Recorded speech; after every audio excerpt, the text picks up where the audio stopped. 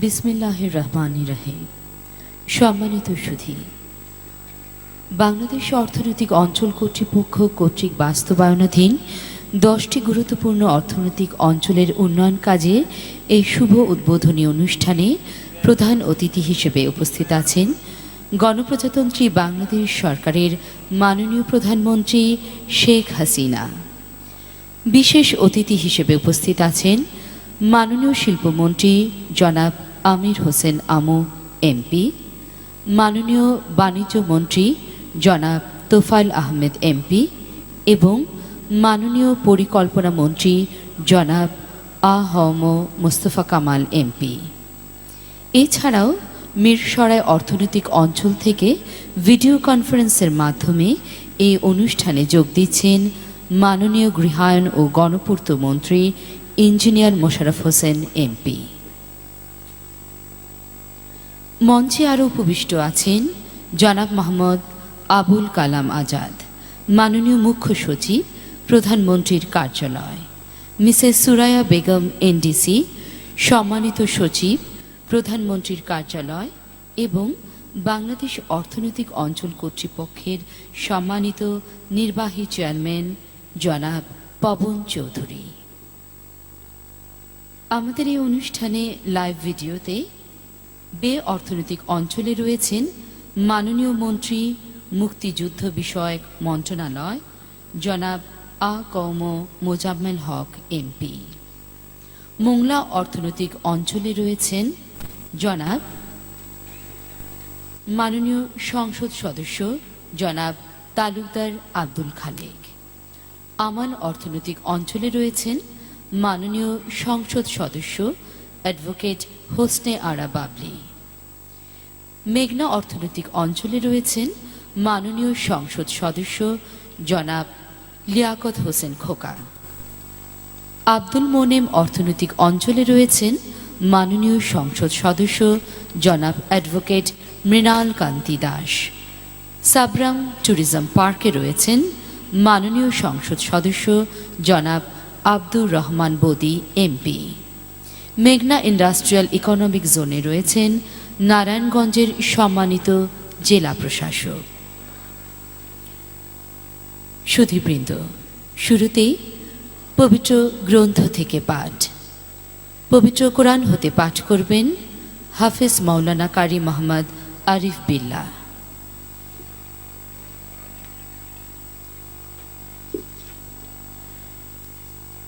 আসসালামু আলাইকুম ওয়া রাহমাতুল্লাহি ওয়া বারাকাতুহু।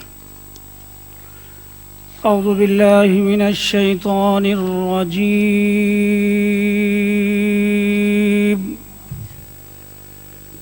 বিসমিল্লাহির রহমানির রহিম।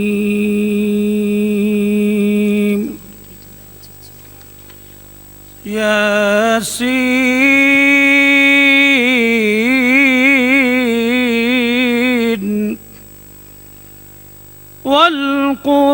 والقرآن الحكيم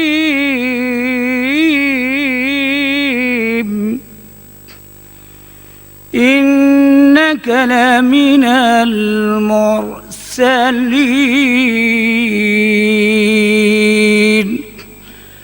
على صراط مستقيم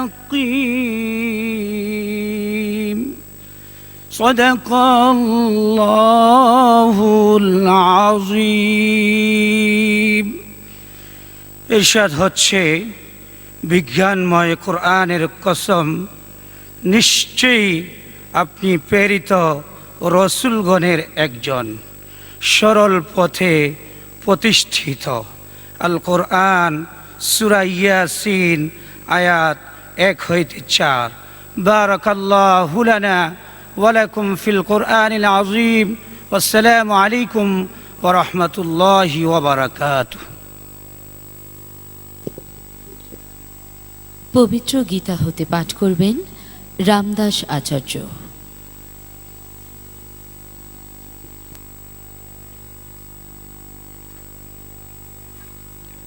সুপ্রভাতম।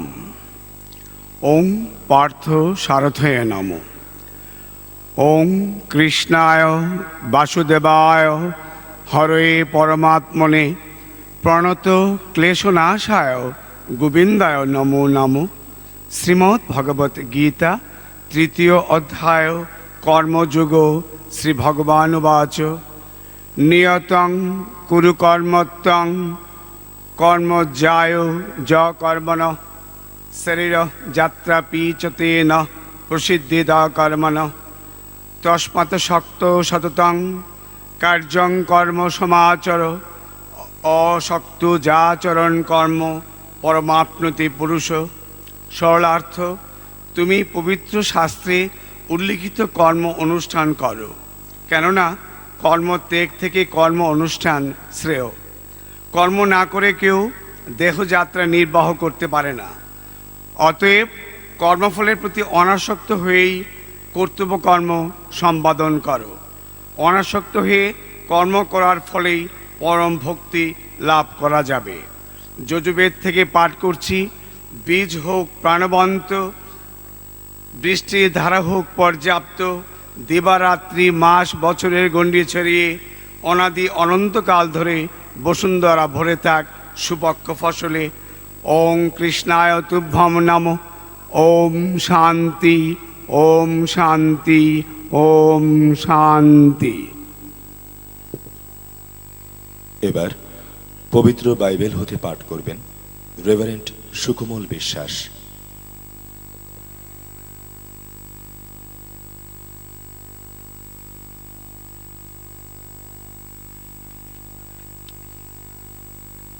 পবিত্র বাইবেলের নূতন নিয়মে মথির লেখা সুখবর 5 অধ্যায় 15 এবং 16 পদ। আর লোকে প্রদীপ জ্বালিয়া কাটার নিচে রাখে না, কিন্তু দিবাধারের উপরে রাখে, তাহাতে তাহা গৃহস্থিত সকল লোককে আলো দেয়। তদ্রূপ তোমাদের দীপ্তি মনুষ্যদের সাক্ষাতে উজ্জ্বল হোক, যেন তাহারা তোমাদের সৎক্রিয়া দেখিয়া তোমাদের স্বর্গস্থ পিতার গৌরব করতে পারেন। প্রিয় সুধী, প্রভু যীশু খ্রিস্ট এখানে বলেছেন যে আজ অন্ধকারাচ্ছন্ন পৃথিবীতে মানুষ ভীষণভাবে চলতে চায়, আলোতে চলতে চায় না, কিন্তু অন্ধকারে চলতে পছন্দ করে। কিন্তু তিনি চান আলোর গুণাবলী যেন উৎপাদনশীল হয়।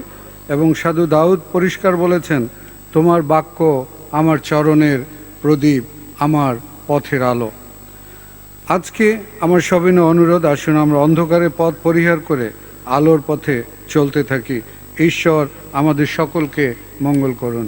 আমেন। পবিত্র ত্রিপিটক পাঠ করবেন বুদ্ধানন্দ মহাথেরো।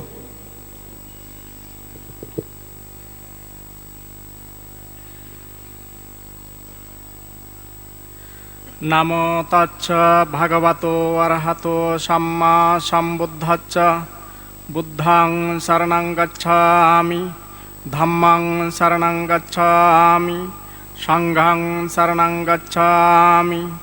সেই ভগবান অরহত সম্যক সম্বুদ্ধকে নমস্কার জানিয়ে বুদ্ধ ধর্ম সঙ্গের শরণ নিয়ে শুরু করছি পবিত্র ত্রিপিটক থেকে পাঠ। বহু সাচ্চাঞ্চ চিপ্পঞ্চ বিনয় চ সুশিক্ষিত সুভাষিতা চ ইহ বাচা এতং মঙ্গলমুত্তমং। বহু শাস্ত্রে জ্ঞান লাভ করা, নানাবিধ শিল্পবিদ্যা শিক্ষা করা, বিনয়ী ও সুশিক্ষিত হওয়া এবং সুভাষিত বাক্য বলা, গৌরবনীয় ব্যক্তির গৌরব করা, পণ্ডিত ব্যক্তির সেবা করা ও পূজনীয় ব্যক্তির পূজা করা, ইহাই উত্তম মঙ্গল। সাব্বে সাত্তা সুখিতা ভাবন্ত, জগতের সকল প্রাণী সুখী হোক।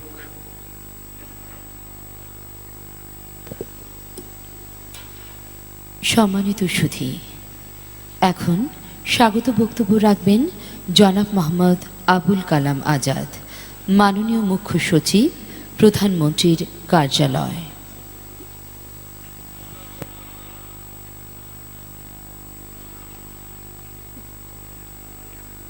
বিসমিল্লাহির রহমানির রহিম। মাননীয় প্রধানমন্ত্রী, মাননীয় মন্ত্রীবর্গ, মাননীয় উপদেষ্টা মণ্ডলী, ডিয়ার ইনভেস্টার্স, এন্টারপ্রেনার্স, সরকারি কর্মচারীবৃন্দ, বিভিন্ন পর্যায়ের মিডিয়ার কর্মীবৃন্দ, আসসালামু আলাইকুম। Today is a landmark day in the industrial history of Bangladesh. We had our Bebza era started from 1983. We had 2,400 acres of Bebza land, having 453 industry, 3.7 billion investment, and only in the last year 6.1 billion export. Today, in one go, we are having 10 economic zone, having its area of 1.25 times than of our Bebza, and many more. If we look into basically Bebza, Bangladesh Economic Zone Authority started its journey about 1 year, 6 months back with the full potential. Before that, we were preparing laws, rules and regulations. In this 15 months' time, with a target of 100, huge program, huge progress has been done. Identified about 60, started working with about approval process 40, and today only 10 economic zone will have its foundation stone. Team of Bebza, led by our chairman of Bebza, you see his name is Pawan. So he and his team moves like stormy wind with a high speed. In this 1 year and a half, they had this achievement of 10 foundation stone. Basically, private economic zone, lands are procured by private sector, developed by them, lease out to the prospective investors in industry for home and abroad. And public sector economic zone has a minor difference with private sector. In public sector, economic zone authority acquires the land only. Rest of the part, developing the land and lease out to prospective investor by private sector. Here, land lease money is shared by Bebza. We are developing infrastructure, road, electricity, connectivity, and all these for 10 economic zone. You will get quality electricity, good means of communication, good tax incentive, tax holidays. These will be competitive and obviously better than our competitors, other countries. One-stop service to settle your industry, better import-export facility. That is all our support from the government. We can assure that your investment will give you better dividend. We have creative, hard-working youth force and huge land bank in Mireshorai and also in Matarbali. We are one of the Frontier 5, one of the N11 country, having very good ranking by Modi, Standard & Poor, World Bank, ADB.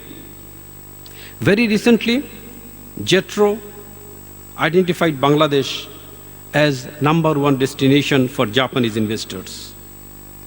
More than 6.5% GDP growth, 28 billion reserve, and most resourceful, 320 million strong hands. We welcome you in Bangladesh for your investment. Honorable Prime Minister and ministers, dignitaries, you have given us time to encourage the investment in Bangladesh. Thank you. Thank you very much. ধন্যবাদ জনাব মোহাম্মদ আবুল কালাম আজাদ আপনার স্বাগত বক্তব্যের জন্য। সম্মানিত সুধী, অর্থনৈতিক উন্নয়নের সহযাত্রী হয়েছে দেশের খ্যাতনামা শীর্ষস্থানীয় শিল্প উদ্যোক্তাবৃন্দ, যাদের অক্লান্ত পরিশ্রম ও দূরদর্শী ভাবনায় গড়ে উঠছে বিশ্বমানের 6টি বেসরকারি অর্থনৈতিক অঞ্চল। এ পর্যায়ে গুরুত্বপূর্ণ এই অর্থনৈতিক অঞ্চলসমূহের উপর একটি অডিও ভিজুয়াল প্রদর্শিত হচ্ছে।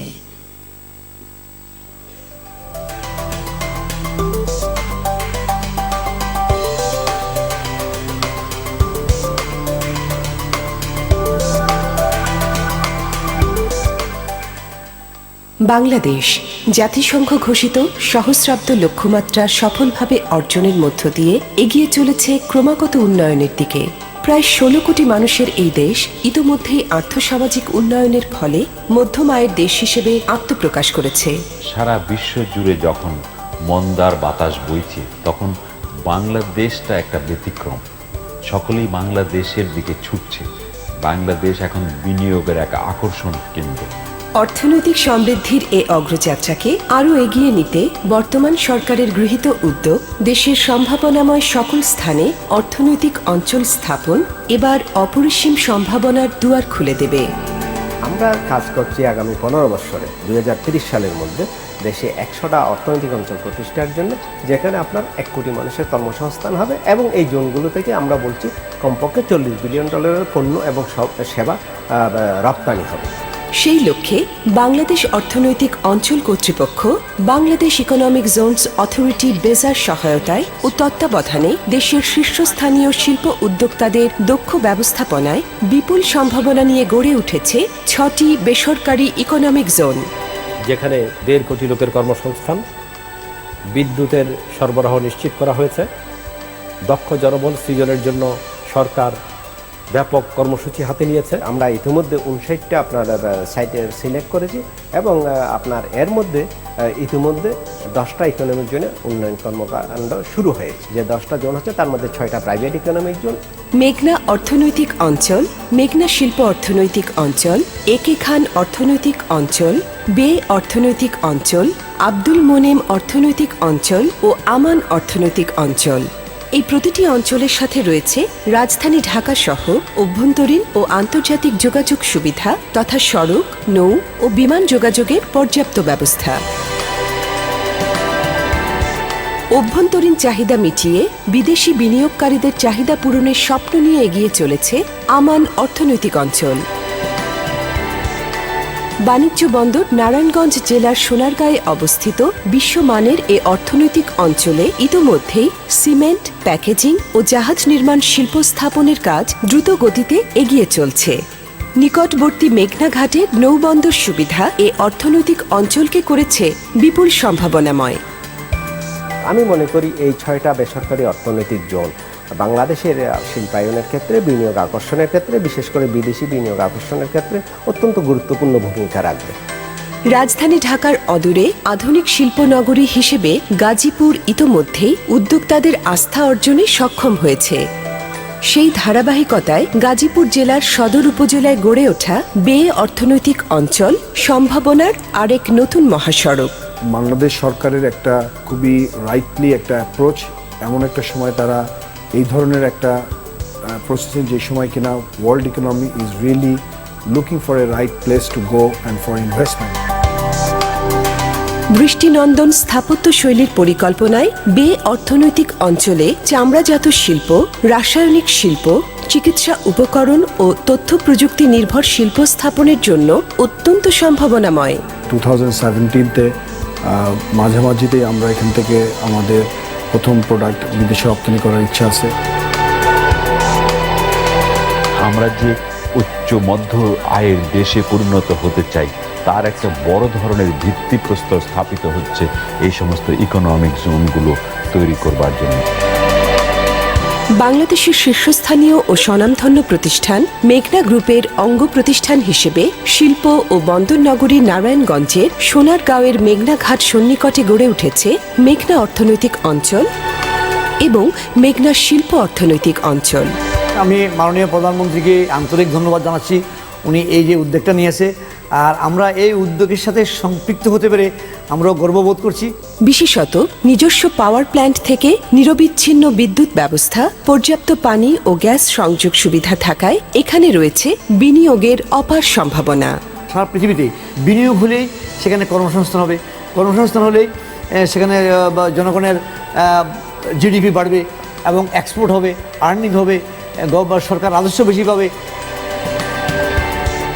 এই যে 16 কোটি মানুষের মার্কেট, বিশাল মার্কেট, কিন্তু এইখানে আপনার বিক্রির জন্য এই মার্কেটটা পাওয়া বিনিয়োগকারীর জন্য একটা খুব বড় পাওয়া বলে মনে করি আমরা। এই ইকোনমিক জোনের মধ্যে যারা, বিশেষ করে ডোমেস্টিক প্রসেসিং এরিয়াতে যারা শিল্প স্থাপন করবেন। শীতলক্ষ্যা নদীর তীরে শিল্প বাণিজ্যের আরেক ঐতিহ্যের শহর নরসিংদী জেলার পলাশ উপজেলায় গড়ে উঠেছে একে খান অর্থনৈতিক অঞ্চল।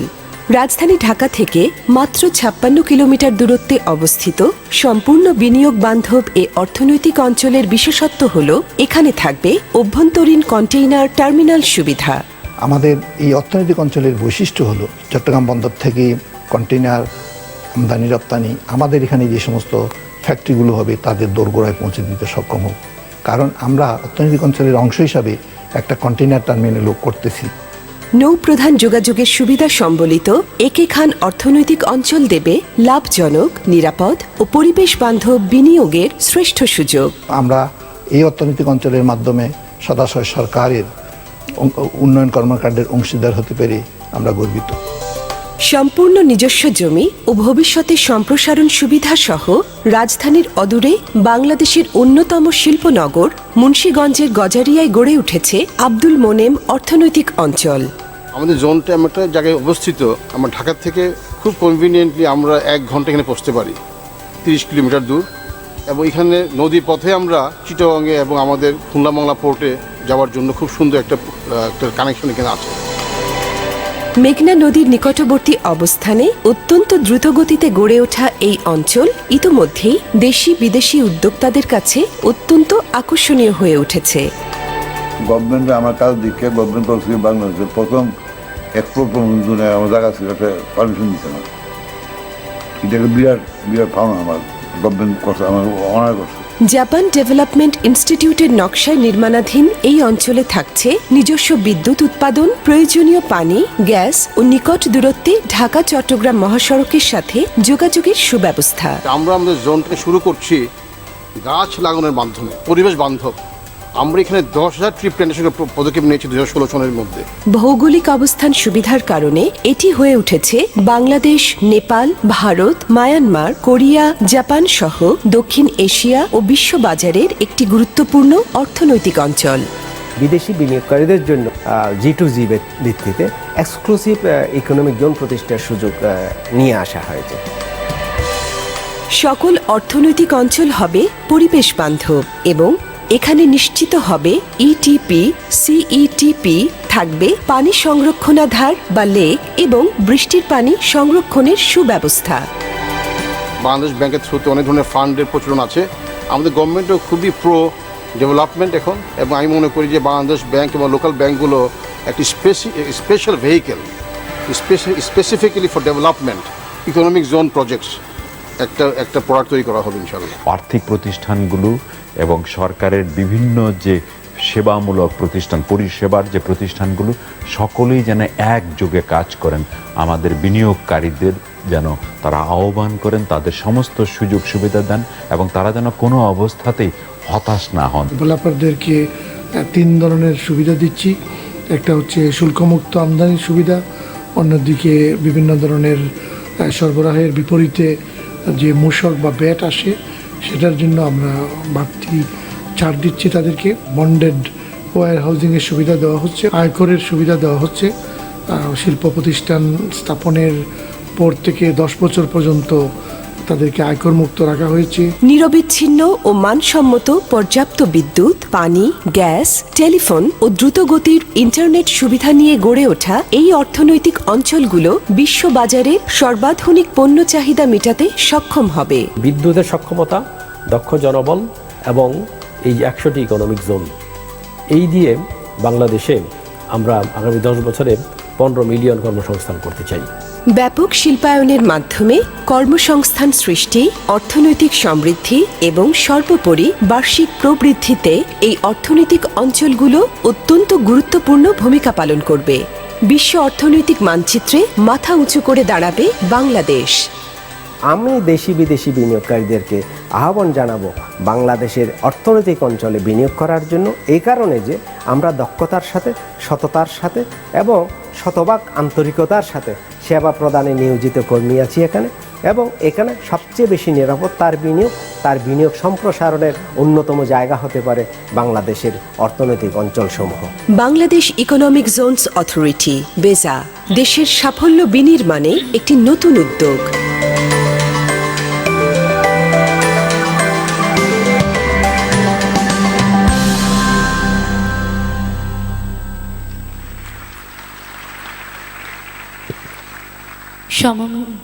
সম্মানিত সুধী, সম্ভাবনাময় মোংলা অর্থনৈতিক অঞ্চল উন্নয়ন ও ব্যবস্থাপনায় রয়েছে শিকদার গ্রুপের প্রতিষ্ঠান power pack economic zone private limited. এখন বক্তব্য রাখবেন জনাব রন হক শিকদার, সম্মানিত ব্যবস্থাপনা পরিচালক, পাওয়ার প্যাক অর্থনৈতিক অঞ্চল private limited.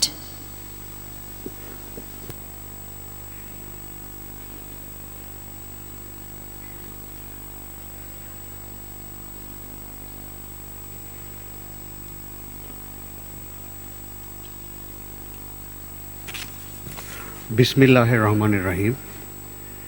Honorable Prime Minister of People's Republic of Bangladesh, Honorable Minister Mr. Mustafa Kamal, Honorable Minister Mr. Tofail Ahmed, Honorable Minister Mr. Amur Hossain Amu, Honorable Minister Mr. Mosharraf Hossain, Principal Secretary Mr. Abul Kalam Azad, Executive Chairman of BEPSA Mr. Pawan Chaudhry, distinguished guests, officers of Bangladesh Economic Zones Authority, ladies and gentlemen, Assalamu alaikum and good morning. Today is truly a historic day for us. We are very grateful to the Honorable Prime Minister for giving us the opportunity of establishing the economic zone in Mongla under a private-public partnership. It may be noted that our chairman, Mr. Zainul Haq Sikdar, was very loyal to Bangabandhu Sheikh Mujibur Rahman. He joined the War of Independence in response to a call of Bangabandhu in 1971.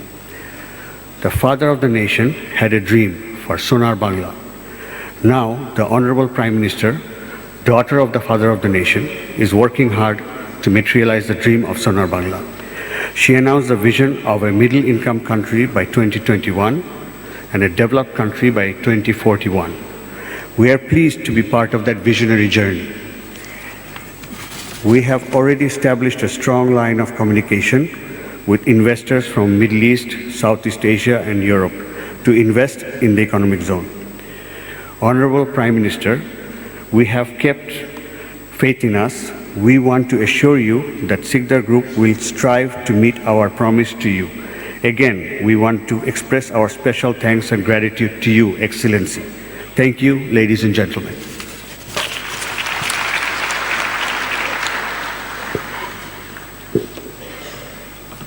ধন্যবাদ জনাব রন হক শিকদার। বাংলাদেশের শীর্ষস্থানীয় একটি ব্যবসা প্রতিষ্ঠান আমান group of ইন্ডাস্ট্রিজের ব্যবস্থাপনায় স্থাপিত আমান অর্থনৈতিক অঞ্চল। এখন বক্তব্য রাখবেন জনাব মোহাম্মদ রফিকুল ইসলাম, সম্মানিত ব্যবস্থাপনা পরিচালক আমান অর্থনৈতিক অঞ্চল।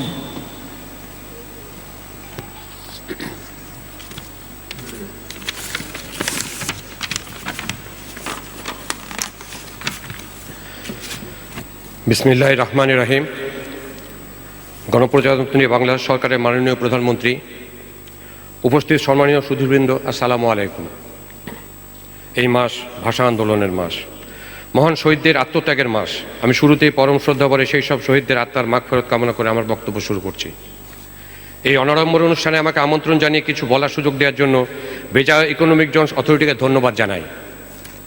সর্বকালের শ্রেষ্ঠ বাঙালি, জাতির জনক বঙ্গবন্ধু শেখ মুজিবুর রহমানের স্বপ্নের সোনার বাংলা গড়ার সুযোগ্য উত্তরসূরি হিসাবে প্রধানমন্ত্রী শেখ হাসিনা আপনার রূপকল্প 2021 একটি যুগোপযোগী পদক্ষেপ, যেখানে আপনি অর্থনৈতিক প্রবৃদ্ধি 6 থেকে 8% উন্নীত করতে দৃঢ় প্রতিজ্ঞ।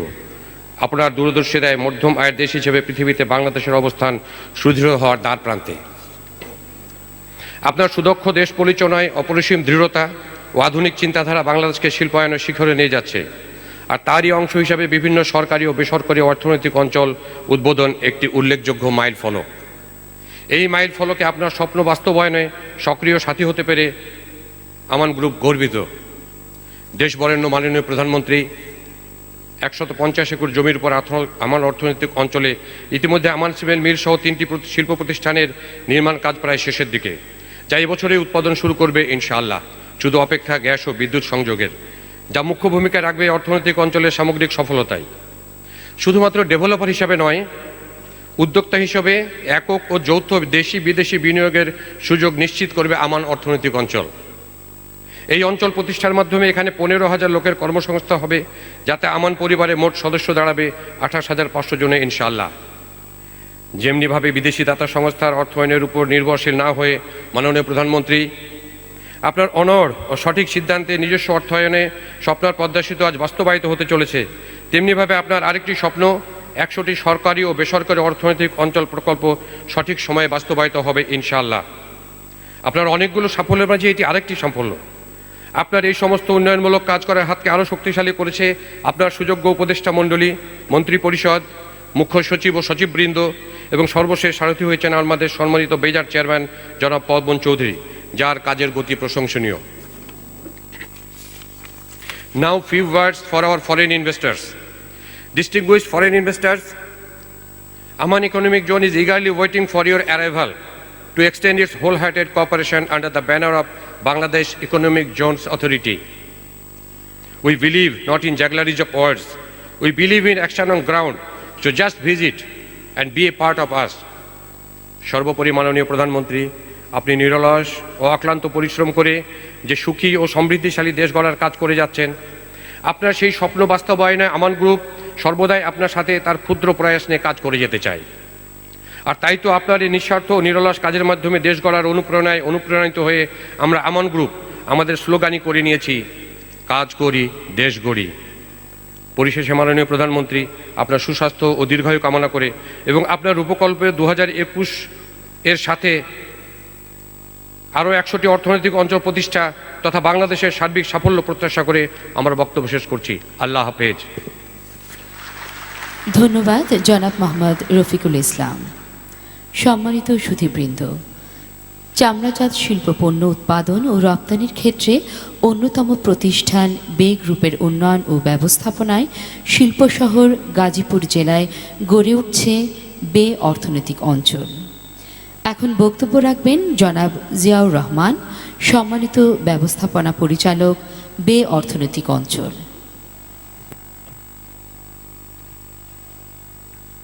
বিসমিল্লাহির রহমানির রহিম। গণপ্রজাতন্ত্রী বাংলাদেশ সরকারের মাননীয় প্রধানমন্ত্রী জননেত্রী শেখ হাসিনা, বাংলাদেশের সরকারের মন্ত্রীবর্গ এবং অন্যান্য সম্মানীয় গেস্ট, আসসালামু আলাইকুম and very good morning. First of all, this is the first time for me to speak in such a big crowd, so I'm not very comfortable, but sorry for that. But we Bay Group is already successfully আমরা 3টা largest investor already আমরা বাংলাদেশে নিয়ে আসি, যেটা হচ্ছে leather এবং footwear সেক্টরে। তার ভিতরে one of the biggest one is the Stella group. তাদের অলমোস্ট 3 লক্ষ কর্মচারী কাজ করে China, Vietnam, Philippines, Indonesia, Malaysia, and recently they also invested in Myanmar. We bring the Tichang Leather Group, which is also one of the largest leather industry in the world, and they have a factory in Vietnam, China, also just setting up in the new tannery zone in Shavar. আমার কিছু slightly experienced আমি বলি যে 2009 এবং 8-এর দিকে at what time I was very frustrated যে actually কি দেশটা আগাচ্ছে না আমরা পিছের দিকে যাচ্ছি। And my father was a freedom fighter, and my father Shamsur Rahman from Shariatpur, Shahzada Mia. So we are very close to the country, and I am the product of this new country.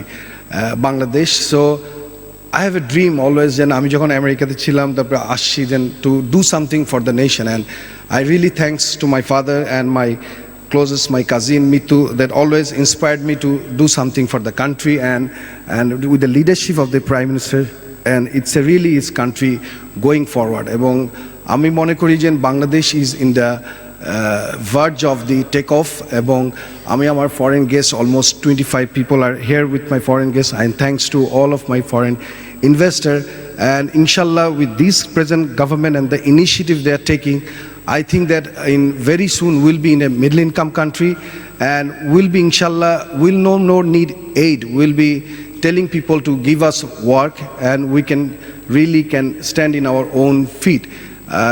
Just কিছুদিন before American, one of the biggest supply chain VF যারা worldwide $20 billion garments ক্রয় করে বাংলাদেশ থেকে $2 billion করে, তার president was visiting my factory because we make for Timberland Clarks, and he's saying it takes 50 years to America to come to this compliance level. So Bangladesh je the last, after the Rana Plaza pore last 2 years se the improvement in the factory safety, and they are all amazed how it possible in last only in 2 years se Bangladesh has achieved that level of compliance. So inshallah amar mone hoy je the amount of the effort we all are giving to build a new country with the leadership of the Prime Minister, inshallah we'll reach in there, and Bay will be there in the part of, and we feel very proud to be in a part of this new development of Bangladesh. Thank you very much. Assalamu alaikum. ধন্যবাদ জনাব জিয়াউর রহমান। সম্মানিত সুধী, বাংলাদেশের শিল্প উন্নয়নের এক অন্যতম পুরোধা জনাব মোস্তফা কামালের ব্যক্তি মালিকানাধীন বহুমাত্রিক শিল্প প্রতিষ্ঠান মেঘনা গ্রুপ অফ ইন্ডাস্ট্রিজের উন্নয়ন ও ব্যবস্থাপনায় এগিয়ে চলেছে মেঘনা অর্থনৈতিক অঞ্চল ও মেঘনা শিল্প অর্থনৈতিক অঞ্চল।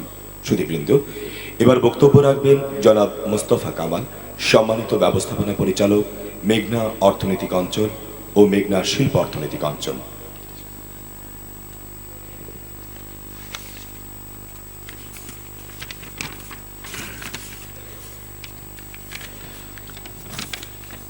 বিসমিল্লাহির রহমানির রহিম।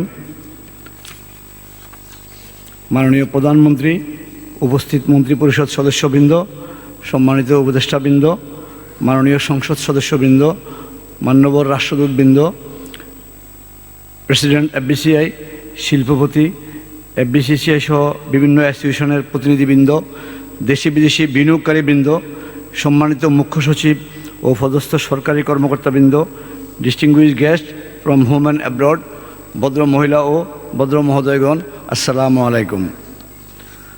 আমি প্রথমে মাননীয় প্রধানমন্ত্রীকে 10টি অর্থনৈতিক অঞ্চলের উন্নয়নমূলক কাজের শুভ উদ্বোধন করায় আন্তরিক ধন্যবাদ জ্ঞাপন করছি।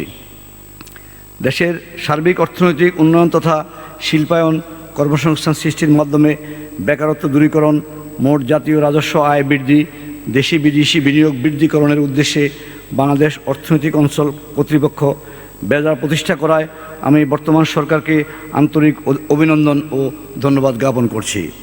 মেঘনা গ্রুপ অফ ইন্ডাস্ট্রিজকে বাংলাদেশ অর্থনৈতিক অঞ্চল কর্তৃপক্ষের কর্তৃক মেঘনা ইকোনমিক জোন ও মেঘনা ইন্ডাস্ট্রিয়াল ইকোনমিক জোন নামে নারায়ণগঞ্জ জেলার সোনারগাঁ উপজেলায় 2টি অর্থনৈতিক অঞ্চলের প্রাক যোগ্যতাপত্র প্রদান করায় এবং উক্ত কার্যক্রমে একজন গর্বিত অংশীদার হতে পারায় আমরা অত্যন্ত আনন্দিত।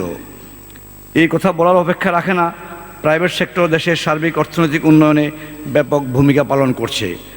তাই এই সেক্টরকে বেগবান করার লক্ষ্যে সদস্য সরকারের বিভিন্ন সংস্থার সদয় দৃষ্টি কামনা করছি।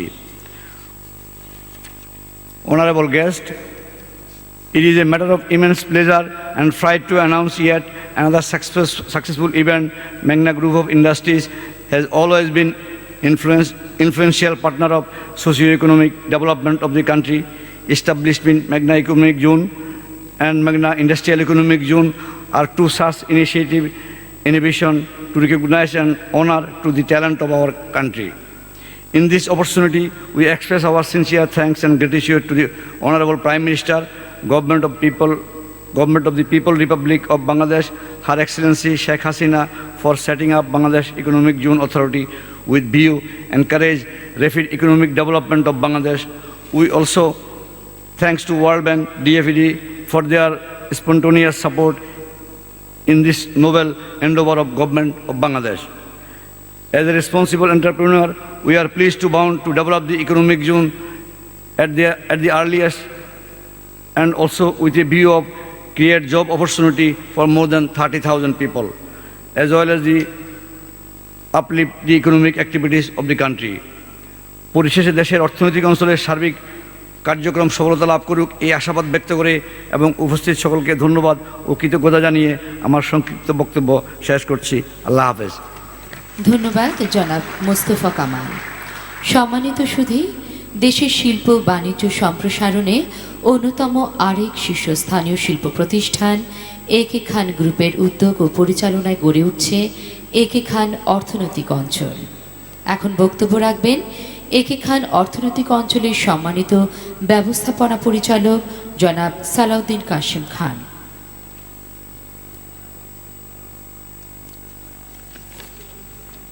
Bismillah Rahman Rahim.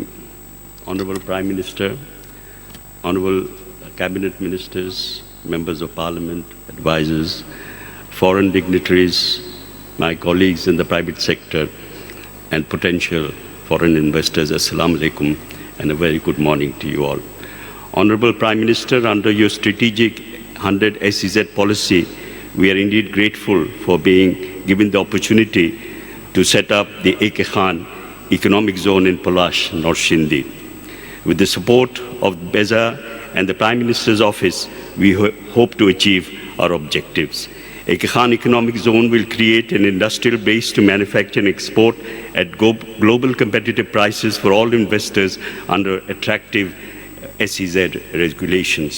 Eke Khan Economic Zone is aiming to attract FDI, which is essential in accelerating the GDP growth to 7% by creating new jobs under a new environment with the competitive advantage and becoming a major manufacturing, logistic and business hub in Bangladesh. The special advantage of the Eke Khan Economic Zone is the Riverine Container Terminal, which is an integral part and will cater to all the import and export containers at the doorstep as an international gateway to regional countries and beyond. We welcome, invite all potential foreign investors to set up in our zone, which is only 5 kilometers from the new Purbochal satellite town with international facilities and 50 kilometers from Dhaka International Airport. As per World Bank report, economic zones will create opportunities of 300 people per acre in the zones. And in this perspective, our 200 acres economic zone, we hope, will create the employment of nearly 60,000 jobs. A consultancy firm from Japan has prepared a master plan for our zone where they indicated our economic zone will be suitable for establishing high-tech industry along with agro-based industry, garments, textile, automobile parts and white electrical goods. Feasibility studies were done by South Korean and Japanese leading firms. Eke Khan Company Limited till date, Honorable Prime Minister has brought in over $400 million FDI into Bangladesh, and we hope to achieve our 1 billion target, inshallah, by the establishment of the Eke Khan Economic Zone. Honorable Prime Minister, we believe the China Plus One policy, one stand for Bangladesh, will lead to the creation of the Big B or the Bay of Bengal Growth Triangle, reinforced by the One Belt, One Road maritime Silk Route, underpinned by your strategic policy of 100 SEZ in Bangladesh, facilitating Bangladesh entry into the regional and global value and supply chains for trade and investment, leading to middle income status by 2021 and to a developed economy status by 2041. Inshallah, to this mission, Eke Khan Company is fully committed. Thank you. ধন্যবাদ জনাব সালাউদ্দিন কাশিম খান। সম্মানিত সুধী, দেশের স্বনামধন্য শিল্প প্রতিষ্ঠান আব্দুল মনিম লিমিটেডের ব্যবস্থাপনায় গড়ে উঠছে আব্দুল মনিম ইকোনমিক জোন। এবার বক্তব্য রাখবেন জনাব ASM মঈনুদ্দিন মোনেম, সম্মানিত ব্যবস্থাপনা পরিচালক আব্দুল মনিম অর্থনৈতিক অঞ্চল। বিসমিল্লাহির রহমানির রহিম। আমি প্রথমেই আমার ভাই জিয়ার সঙ্গে একটু ইকো করি আমি, যে we customarily do not speak in front of the prime minister, so আমি একটু ভয় একটু আনন্দ দুইটি আছে আমাদের। তো ইটস এ মিক্সড ফিলিং। তো আমি মাননীয় প্রধানকে বলবো যে কিছু বেশি বা কম বলে থাকি আপনি আমাদেরকে মাফ করে দেবেন, because it is a lifetime opportunity to say for you to present our performance as a report card to you. So please forgive if you say a bit more that is desired. Thank you very much. Bismillahir Rahmanir Rahim. ভাষা শহীদদের প্রতি শ্রদ্ধা জানাই, যেহেতু ভাষা শহীদদের মাস। আমি মাননীয় প্রধানমন্ত্রীকে বলবো যে যেহেতু বিদেশি অনেক এখানে আছেন, I prefer to speak in Bengali, but for the benefit of the doubt of the foreign dignitaries, I speak in English, and all Bengalis they understand English very well. So it is a blessing in disguise. Thank you very much. Honorable Prime Minister, Her Excellency Sheikh Hasina, Excellencies, distinguished guests, ladies and gentlemen, Assalamu alaikum and a very good morning to you all. এবং সেই সঙ্গে আমাদের যারা মুন্সিগঞ্জে আমাদের economic জোনে আওয়ামী লীগ সভাপতি সাহেব mister Mohiuddin সাহেব এখানে আছেন, সংসদ সদস্য মিস্টার মিনাল কান্তি সাহেব advocate, district commissioner mister Saiful, mister Badal, upazila chairman mister Refayatullah এবং UNO miss Bilkis, we from the auspices of our Prime Minister's gathering sending you heartfelt thanks because you have taken all the hardship to come and stay from the morning and bless the occasion. Thank you very much. Let me start with a very soft vein of things. The process of economic development is like an orchestra where various instruments work in concert under the inspiring guidance of a conductor. Her Excellency the Prime Minister is leading this orchestra for us. She has called us and we have responded to her visionary economic zone project to create millions of well-paying high-quality jobs and produce products of world standard with excellence in workmanship. We at Abdul Monem Limited have offered our own land. Here I want to say a few humble words about my father, who rightly deserves, who is sitting in the front, to be recognized here, Honorable Prime Minister. 20 years ago, he had a vision of an industrial zone when he was doing the Dhaka-Chittagong highway. Next to the highway, through great sacrifice, he brought that land piece by piece. After 20 years, it has come to a point where we are sitting here today with over 200 acres of land. Honorable Prime Minister, we are proud and privileged to place that resource Father had and achieved under your disposal to the nation of Bangladesh. We trust you and we believe that this will be the right way of reciprocity shown by Abdul Monem Limited, the country that has given so much to this company. As a nation, we must not fail, but I would like to humbly stress that it will be a very challenging to make the project viable without quality and stable power, gas, and of course, seamless connectivity. We are confident that the Honorable Prime Minister, she is so capable, will deliver definitely the desired and adequate support, as if each zone is another Podda bridge. With the Almighty's blessing and the government support, together we will bring around 100 industries in our zone, create over 100,000 jobs, including quality jobs for thousands of university graduates who will generate new innovations and companies. We will create a role model for environmental preservation and labor relations. This investor-friendly zone, this investor-friendly zone will implement environmental and social controls to ensure balanced development. We will also make special efforts to empower women entrepreneurs by proving special incentives. We applaud the Honorable Prime Minister for her visionary leadership. We have put our trust in her. We thank her for creating an able secretariat. I must mention here, this I call imaginative partnership in the process. A formidable task is doing by our PMO office and BEZA secretariat to bring this project into fruition. I echo with all the friends and captains I just mentioned before earlier. This is what Bangladesh needs done, and this is going to happen in Bangladesh, inshallah. These are extraordinary times, and the Prime Minister's office and BEZA and all of us together will face this extraordinary challenge to bring all this project into reality. And I let's assure this will be a different phase in 2021, and we will graduate to a middle-income country that we all aspire for. In the closing, I will echo that our leader, our father of the nation, dream of economic emancipation for all Bangladeshis in her veins. And she has walked the road of sacrifice, losing her parents and family to realize this dream. Economic Zone will implement this dream and bring to fruition the predictions and experts like Goldman Sachs and JP Morgan that the future is not in the West. It is in the East, and of course, it is in Bangladesh.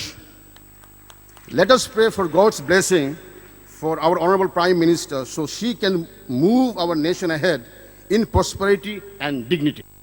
At the closing, we'll just echo one poem from Rabindranath, and I think this is what our Prime Minister deserves to hear in befitting manner. That is, he said many years ago, প্রবল অটল বিশ্বাস যার নিঃশ্বাস প্রশ্বাসে, যৌবন যার জীবনের ঢেউ call তরঙ্গে হাসে, মরার মৃত্তিকা করে প্রাণায়িত শস্য কুসুমে ফলে, কোনো বাধা তার রুখে না কপথ, কেবল সম্মুখে চলে. Let us build Bangladesh, let us move forward, let us make this country a best country in the world. Thank you very much. ধন্যবাদ জনাব ASM মাইনুদ্দিন মোনেম। সম্মানিত সুধী, মাননীয় প্রধানমন্ত্রীর একান্ত নির্দেশনায় এবং বাংলাদেশ অর্থনৈতিক অঞ্চল কর্তৃপক্ষের উদ্যোগ ও ব্যবস্থাপনায় গড়ে উঠছে মিরসরাই অর্থনৈতিক অঞ্চল, শ্রীহট্ট অর্থনৈতিক অঞ্চল, সাবরাং ট্যুরিজম পার্ক ও মোংলা অর্থনৈতিক অঞ্চল। এ পর্যায়ে গুরুত্বপূর্ণ এই অর্থনৈতিক অঞ্চলগুলোর উপর একটি অডিও ভিজুয়াল প্রদর্শিত হচ্ছে।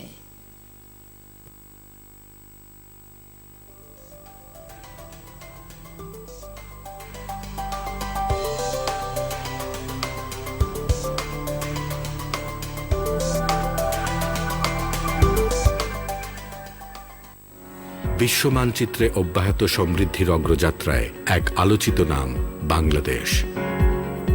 দক্ষ জনশক্তি, যুগোপযোগী অবকাঠামো, প্রত্যন্ত অঞ্চল জুড়ে তথ্য প্রযুক্তির বিস্তার সহ শিল্প বাণিজ্যের উত্তরোত্তর উন্নয়ন বাংলাদেশকে বিশ্ব দরবারে পরিচিত করেছে এক সীমাহীন সম্ভাবনার ক্ষেত্র হিসেবে। এরই ধারাবাহিকতায় বাংলাদেশ সরকারের সময়োপযোগী পদক্ষেপ বাংলাদেশ অর্থনৈতিক অঞ্চল প্রতিষ্ঠা। 2010 সালে বাংলাদেশ ইকোনমিক জোনস অ্যাক্ট প্রণয়নের মাধ্যমে নতুন যে ইজেড রেজিম এসেছে, সেখানে আমরা আমাদের অর্থনীতির যে চালিকা শক্তি বলি প্রাইভেট সেক্টর, তাদেরকে অনেক বেশি আপনার রোল প্লে করার সুযোগ দেওয়া হয়েছে। আমাদের লক্ষ্যটা আমরা কমপক্ষে 75,000 একর জমি আপনার ডেভেলপ করব এই 100টা জোন প্রতিষ্ঠার ক্ষেত্রে। হাজারো কর্মীর হাত আর শিল্প সম্ভাবনাময় এলাকাগুলোকে সমন্বিত করে সমৃদ্ধির পথে এক নতুন স্বপ্নযাত্রা। মাননীয় প্রধানমন্ত্রী শেখ হাসিনার ঘোষণা রূপকল্প 2021 এবং রূপকল্প 2041, মধ্যম আয়ের দেশ 2021 এবং উন্নত দেশ 2041। সেজন্যই 100টি ইকোনমিক জোন স্থাপন করা। বাংলাদেশ অর্থনৈতিক অঞ্চল কর্তৃপক্ষ, বাংলাদেশ ইকোনমিক জোনস অথরিটি বেজার নিজস্ব জমিতে প্রথম ধাপে 4টি ও দ্বিতীয় ধাপে 22টি অর্থনৈতিক অঞ্চল প্রতিষ্ঠার উদ্যোগ গৃহীত হয়েছে। তার মধ্যে উন্নয়ন কাজ চলছে 4টি অর্থনৈতিক অঞ্চলে তথা মিরসরাই অর্থনৈতিক অঞ্চল, মংলা অর্থনৈতিক অঞ্চল, শ্রীহট্ট অর্থনৈতিক অঞ্চল ও সাবরাং ট্যুরিজম পার্ক, যা বাংলাদেশের বিনিয়োগ ও অর্থনৈতিক উন্নয়ন অভিযাত্রার ক্ষেত্রে যোগ করেছে নতুন মাত্রা। আমরা যে উচ্চ মধ্য আয়ের দেশে পরিণত হতে চাই, তার একটা বড় ধরনের ভিত্তিপ্রস্তর স্থাপিত হচ্ছে এই সমস্ত ইকোনমিক জোনগুলো। উন্নত প্রযুক্তি, আকর্ষণীয় ও অত্যাধুনিক শিল্প স্থাপনের যাবতীয় সুবিধা সম্বলিত এই অর্থনৈতিক অঞ্চলগুলোর প্রতিটির সাথেই রয়েছে রাজধানী সহ অভ্যন্তরীণ ও আন্তর্জাতিক যোগাযোগের সুবিধা, সড়ক, নৌ ও বিমানপথে উন্নত যোগাযোগ ব্যবস্থা। একই সঙ্গে এর সাথে সংযোগ স্থাপনের জন্য নানা অবকাঠামো তৈরি হবে, অনেক রাস্তাঘাট হবে, অনেক আশেপাশের অ্যাক্সিলারি শিল্প যেগুলো সংযোগ শিল্প সেগুলো গড়ে উঠবে। ঢাকা চট্টগ্রাম মহাসড়কের পাশে বাস্তবায়নাধীন মিরসরাই অর্থনৈতিক অঞ্চল চট্টগ্রাম বন্দর ও চট্টগ্রাম বিমানবন্দরের নিকটবর্তী হবার কারণে এখানে তৈরি হয়েছে বিনিয়োগের অপার সম্ভাবনা।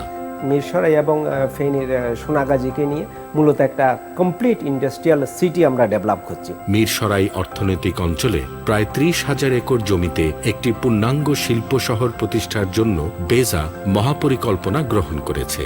এই অর্থনৈতিক অঞ্চলে আগামী 15 বছরে প্রায় 15 লক্ষ লোকের কর্মসংস্থানের সুযোগ হবে। বিদ্যুতের সক্ষমতা, দক্ষ জনবল এবং এই 100টি ইকোনমিক জোন, এই দিয়ে বাংলাদেশে আমরা আগামী 10 বছরে 15 মিলিয়ন কর্মসংস্থান করতে চাই।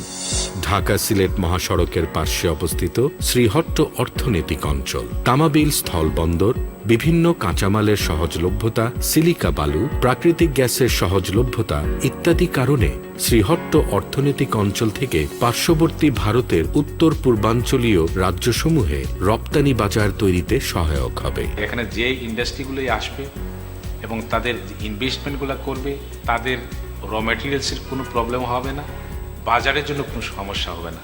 এই 7 সিস্টার হোল জোনটাই আমরা কন্ট্রোল করতে পারি। 4টা পাবলিক প্রাইভেট জোন আগামী দিনে বাংলাদেশে পাবলিক প্রাইভেট ক্যাটাগরিতে অর্থনৈতিক অঞ্চল স্থাপনের ক্ষেত্রে একটি নীতি নির্ধারক ভূমিকা রাখবে। বাংলাদেশের দ্বিতীয় বৃহত্তম সমুদ্র বন্দর মংলার নিকটে গড়ে উঠেছে মংলা অর্থনৈতিক অঞ্চল। বাংলাদেশের এ যাবৎকালের অবকাঠামো উন্নয়নের সবচেয়ে বড় সাফল্য এবং সম্পূর্ণ দেশীয় অর্থায়নে নির্মাণাধীন পদ্মা সেতু রাজধানী থেকে এ অর্থনৈতিক অঞ্চলের দূরত্বকে অনেক কমিয়ে আনবে। খুলনার সাথে মংলা রেল যোগাযোগ প্রকল্প ও রামপালে বিমানবন্দর স্থাপন প্রকল্পটি বাস্তবায়নের উদ্যোগ ছাড়াও বেনাপোল স্থলবন্দর সুবিধা ও যশোর বিমানবন্দর এ অঞ্চলের গুরুত্বকে বাড়িয়ে তুলেছে। মংলা অর্থনৈতিক অঞ্চলে ডেভেলপার ও অপারেটর হিসেবে power pack economic zone private limited আগামী 50 বছরের জন্য নিয়োগ পেয়েছে। পাওয়ার প্যাক এ অর্থনৈতিক অঞ্চলকে আধুনিক শিল্প স্থাপনের উপযোগী করে গড়ে তোলার প্রতিশ্রুতি নিয়ে কাজ করছে। সম্ভাবনাময় এসব অর্থনৈতিক অঞ্চলে শিপইয়ার্ড, অটোমোবাইল, গার্মেন্টস, ঔষধ শিল্প, চামড়া শিল্প, পাওয়ার প্লান্ট, তৈল শোধনাগার, পেট্রোকেমিক্যাল, সিরামিক্স ও এলপিজি প্লান্ট সহ উদ্যোক্তার পছন্দ অনুযায়ী ছোট, মাঝারি ও বড় ধরনের শিল্প প্রতিষ্ঠার মাধ্যমে দেশ ও বিদেশে চাহিদা মেটাতে সক্ষম হবে। গতিশীল হবে অর্থনীতি, সমৃদ্ধ হবে দেশ। বাংলাদেশে পরিকল্পিত অর্থনৈতিক অঞ্চলসমূহ স্থাপনের জন্য জাতীয় রাজস্ব বোর্ড বাংলাদেশ অর্থনৈতিক অঞ্চল কর্তৃপক্ষের সাথে অত্যন্ত ঘনিষ্ঠভাবে কাজ করছে। একজন ডেভেলপারকে 10 বছর পর্যন্ত তাকে কোনো আয়কর দিতে হবে না। তারপরে 10 বছরের পরে বিভিন্ন মেয়াদে বিভিন্ন ধরনের সুবিধা বা ছাড় দেওয়ার ব্যবস্থা আছে। উন্নত অবকাঠামো পরিষেবা এবং প্রতিযোগিতামূলক প্রণোদনা প্যাকেজ অর্থনৈতিক অঞ্চলকে করবে বিনিয়োগকারীদের জন্য আকর্ষণীয় ও লাভজনক। আমরা পার্টনারশিপ ইন প্রোগ্রেস কনসেপ্টে আমরা কাজ করছি সব গভর্নমেন্ট এজেন্সিসগুলো, এবং আমরা কমপক্ষে প্রতি মাসে একবার করে তাদের সাথে বসছি। সকল অর্থনৈতিক অঞ্চল হবে পরিবেশ বান্ধব এবং এখানে নিশ্চিত হবে ইটিপি, সিইটিপি। থাকবে পানি সংরক্ষণাধার বা লেক ও বৃষ্টির পানি সংরক্ষণের ব্যবস্থা। ইকোনমিক জোনস অথরিটির অধীনে আমরা দেশে অনেকগুলো ট্যুরিজম পার্ক স্থাপনের উদ্যোগ নিয়েছি। শিল্প স্থাপনের পাশাপাশি বিনিয়োগকারীদের পর্যটন ও বিনোদন সুবিধা বিবেচনা করে দেশের সর্বদক্ষিণে পর্যটন শহর কক্সবাজারের সীমান্ত উপজেলা টেকনাফের সাবরাঙে বাস্তবায়িত হচ্ছে দেশের প্রথম বিশেষায়িত ট্যুরিজম পার্ক। দিগন্ত বিস্তৃত সমুদ্র, সমুদ্রের গর্জন, উত্তাল ঢেউ আর পাহাড়ের নান্দনিক সৌন্দর্য এবং নিকটবর্তী জালিয়ার দ্বীপ, সেন্ট মার্টিন প্রবাল দ্বীপ, মহেশখালী, কুতুবদিয়া, শাহপরী দ্বীপ সাবরাংকে করবে পর্যটকদের আকর্ষণের কেন্দ্রবিন্দু। প্রায় 1150 একর জমিতে পর্যটকদের বিনোদনের জন্য বাস্তবায়িত হচ্ছে বিশেষ পর্যটন অঞ্চল। তাখানে অনেক কিছু হইব, পর্যটন হবে, বড় বড় বিল্ডিং হবে, হোটেল হইব, এই যে অনেক কিছু হবে। হইলে তো আমার ছেলে মেয়ে লেখাপড়া করেন না, এরা ভবিষ্যতে এরা চাকরি পাইবে। এবছরের শেষ নাগাদ আমরা আরও 10টা ইকোনমিক জোনের উন্নয়ন কর্মকাণ্ড মাননীয় প্রধানমন্ত্রীকে দিয়ে উদ্বোধনের আপনার আশা রাখি। আমরা মাননীয় প্রধানমন্ত্রীর এই উদ্যোগকে সফল করতে চাই এবং সকলে মিলে সেটা সাফল্যমণ্ডিত করব এই প্রত্যাশা করছি। মানুষ সহজে বিনিয়োগ করতে পারে সেই জন্য BIDA Bangladesh investment development authority তৈরি করা হচ্ছে। আগের বিনিয়োগ বোর্ড এবং আমাদের প্রাইভেটাইজেশন কমিশনকে একত্র করে উদ্দেশ্য হচ্ছে যাতে করে ওয়ান স্টপ সার্ভিস আমরা দিতে পারি। আমি মনে করি যে মাননীয় প্রধানমন্ত্রী যে লক্ষ্যটা স্থাপন করেছেন 2041 সাল নাগাদ বাংলাদেশকে উন্নত সমৃদ্ধ দেশে রূপান্তর করবেন, সেক্ষেত্রে আপনার বেজা ইকোনমিক জোন স্থাপনের মাধ্যমে, কর্মসংস্থান সৃজনের মাধ্যমে এবং প্রচুর পরিমাণে দেশি এবং বিদেশি বিনিয়োগ আনয়নের মাধ্যমে দেশকে এমন একটা পর্যায়ে নিয়ে যাবে যে আপনার বাংলাদেশ প্রকৃত অর্থেই একটি সুখী, সমৃদ্ধ এবং উন্নত দেশে পরিণত হবে। উন্নয়নের মহাসড়কে বাংলাদেশ, আর উন্নত দেশের কাতারে বাংলাদেশকে নেয়ার বাহন হবে অর্থনৈতিক অঞ্চল। বাংলাদেশ ইকোনমিক জোনস অথরিটি, বেজা, সাফল্য বিনির্মাণে।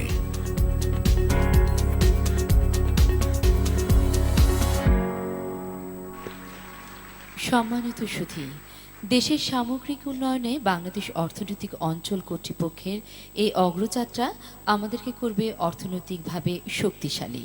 আমরা এগিয়ে যাব উত্তরোত্তর উন্নত জীবনের দিকে। এখন বক্তব্য রাখবেন গণপ্রজাতন্ত্রী বাংলাদেশ সরকারের মাননীয় পরিকল্পনা মন্ত্রী এবং অনুষ্ঠানের বিশেষ অতিথি জনাব আ.হ.ম. মুস্তফা কামাল এমপি।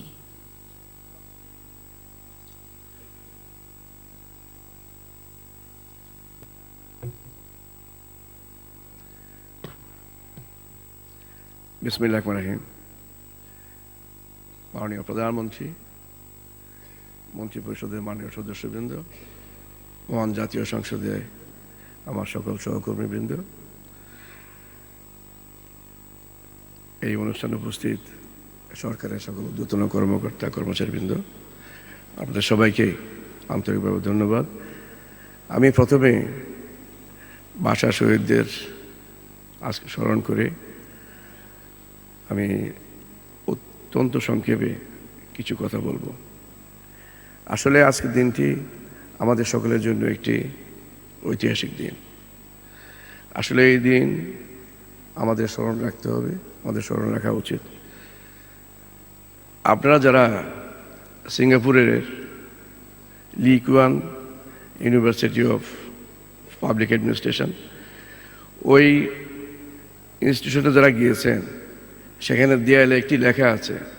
সেই লেখাটি হলো এমন, এটি চাইনিজ একটি অ্যাডেজ, সেটি লেখা আছে এমন করে, একজন নেতা তার জীবনের সব কিছু দিয়ে অনেক সাধনা এবং অনেক ত্যাগ, অনেক তিতিক্ষার বিনিময়ে যখন একটি কাজ সম্পাদন করার পরে মানুষ মনে করতে শুরু করেন এই কাজটি সঙ্গতভাবে খুব স্বাভাবিকভাবে হয়েছে এবং অটোমেটিক্যালি হয়ে গেছে।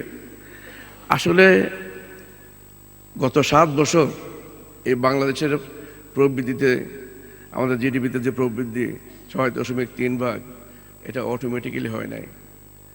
এখানে প্রয়োজন ছিল, এখানে আমরা উপলব্ধি করেছি আমাদের একজন টিম লিডারের প্রয়োজন ছিল, যিনি সামনে থেকেই আমাদেরকে সামনে নিয়ে গেছেন এবং এই অগ্রযাত্রা যিনি মূল ভূমিকা পালন করেছেন, আমি মনে করি তিনি আমাদের আজকের সবার আমাদের প্রধান অতিথি মাননীয় প্রধানমন্ত্রী। আসলে অর্থনৈতিক অঞ্চল এটি নতুন কোনো কনসেপ্ট না। এর যাত্রা প্রথম শুরু হয় 1896 সালে ম্যানচেস্টার সিটি থেকে, একটি ছোট্ট ইকোনমিক অঞ্চল থেকে সে যাত্রা শুরু করে। পরবর্তীতে দ্বিতীয়টি শুরু হয় 1959 সালে। আমরা দেখেছি শ্যানন এয়ারপোর্ট থেকে, যেটা আয়ারল্যান্ডের একটি এয়ারপোর্ট, সেখান থেকে শুরু হয়। তারপর 1970 দশকে ল্যাটিন আমেরিকা সহ এশিয়ার বিভিন্ন দেশে এর আস্তে আস্তে যাত্রা শুরু করে এবং 1980 দশকটা পুরোটাই মোটামুটিভাবে চায়নার নিয়ন্ত্রণে ছিল এই ইকোনমিক অঞ্চল, এই কনসেপ্টটি এবং এই এন্টিটি।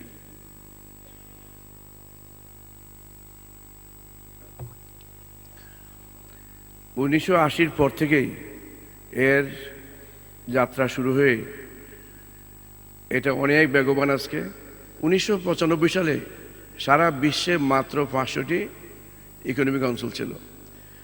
2 দশকের মাঝে 2015 সালের 4 এপ্রিল এর পরিমাণ দাঁড়ায় 4300টি। এই 4300 থেমে নাই, এখনও এটা বেড়ে যাচ্ছে, আরও অনেক হচ্ছে, আরও অনেক হবে। কারণ এর উপকারিতা অনেক এবং এর যে উদ্দেশ্য সেই উদ্দেশ্যটি কিন্তু পূরণ করা প্রত্যেকটি দেশ পূরণ করছে এবং সেই কারণেই একে একে প্রত্যেকটি দেশেই বড় থেকে আরও অনেক বড় আমরা এইভাবে ইকোনমিক অঞ্চল দেখে আমরা দেখছি। আমরা ইন্দোনেশিয়ায় দেখেছি বাতাম যেই শহরটি সিঙ্গাপুরের পাশে, এটা সিঙ্গাপুর এবং ইন্দোনেশিয়া জয়েন্ট ভেঞ্চার সেটি প্রতিষ্ঠিত হচ্ছে। আমাদের খুব নিকটেই এখন মিয়ানমারে থিলাওয়া যেই বেজা অঞ্চল, সেই পিজাটা ওখানে যে আমাদের যে একটা ইকোনমিক অঞ্চল তৈরি হচ্ছে, সেই অঞ্চলটিও আজকে তৈরি হচ্ছে। সেখানে সম্পৃক্ত আছে কোরিয়া এবং জাপান এবং তাদের অনেক বিনিয়োগ অলরেডি সেখানে চলে আসছে। তো প্রত্যেকেই লাভবান হচ্ছেন এবং আমরা বিশ্বাস করি আমরা লাভবান হব। আমি এখন আমার এখানে যারা ফরেন ইনভেস্টর যারা আছেন, I want to say a few words about them. You see, why Bangladesh?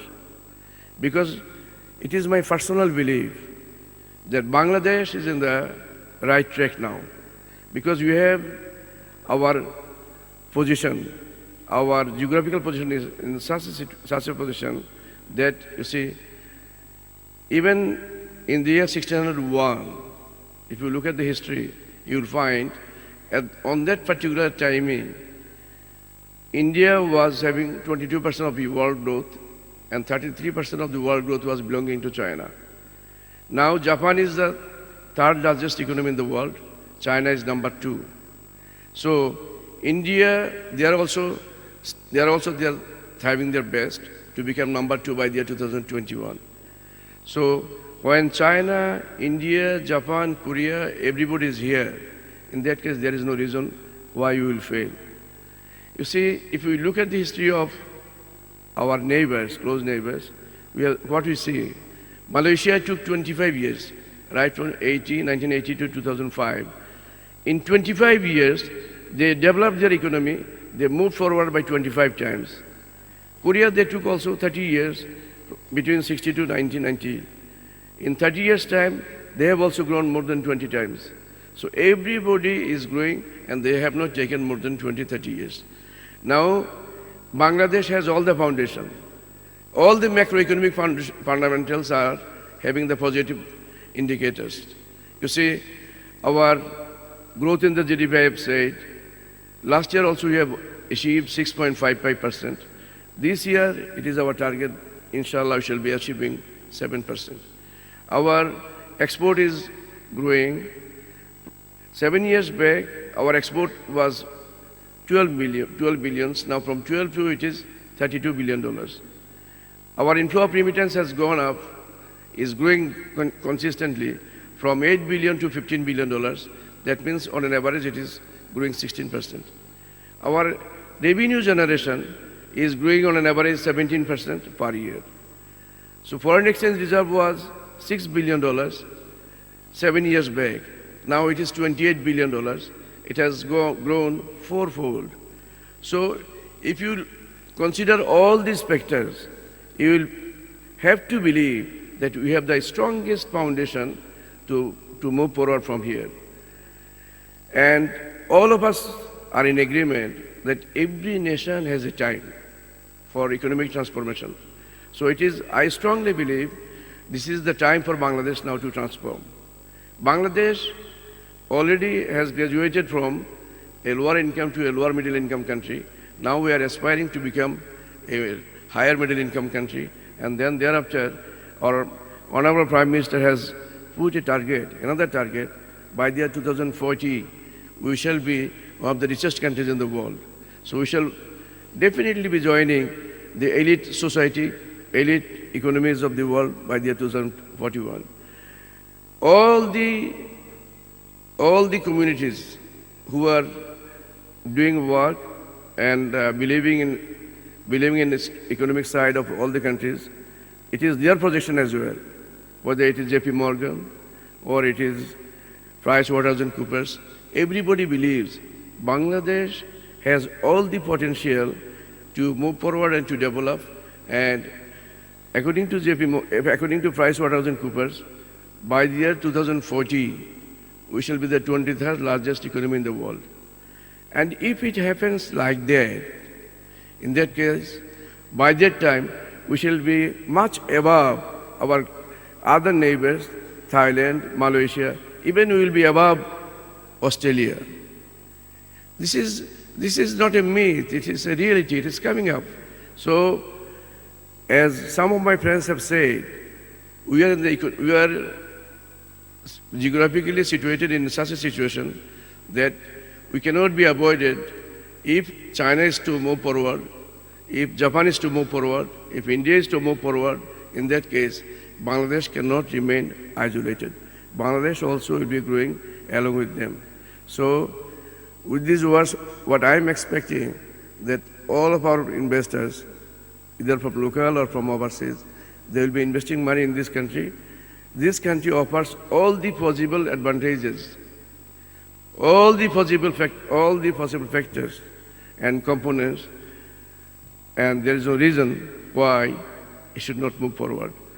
So with these words, I'm thanking you once again, and again I'm saying, this is now Bangladesh time. Let us move forward and let us reach our destination. Thank you very much. ধন্যবাদ জনাব আহম Mustafa Kamal MP. সম্মানিত সুধী, দেশি বিদেশি বিনিয়োগকারীরা ইতিমধ্যেই অর্থনৈতিক অঞ্চলসমূহে বিনিয়োগে এগিয়ে এসেছে, যার ফলে এখানেই গড়ে উঠবে আন্তর্জাতিক মানের সব শিল্প প্রতিষ্ঠান। বিশ্ব বাজার হবে বাংলাদেশমুখী। সম্মানিত সুধী, এখন বক্তব্য রাখবেন গণপ্রজাতন্ত্রী বাংলাদেশ সরকারের মাননীয় শিল্পমন্ত্রী এবং আজকের অনুষ্ঠানের বিশেষ অতিথি জনাব আলহাজ আমির হোসেন আমু এমপি। বিসমিল্লাহির রহমানির রহিম। ফেব্রুয়ারি মাস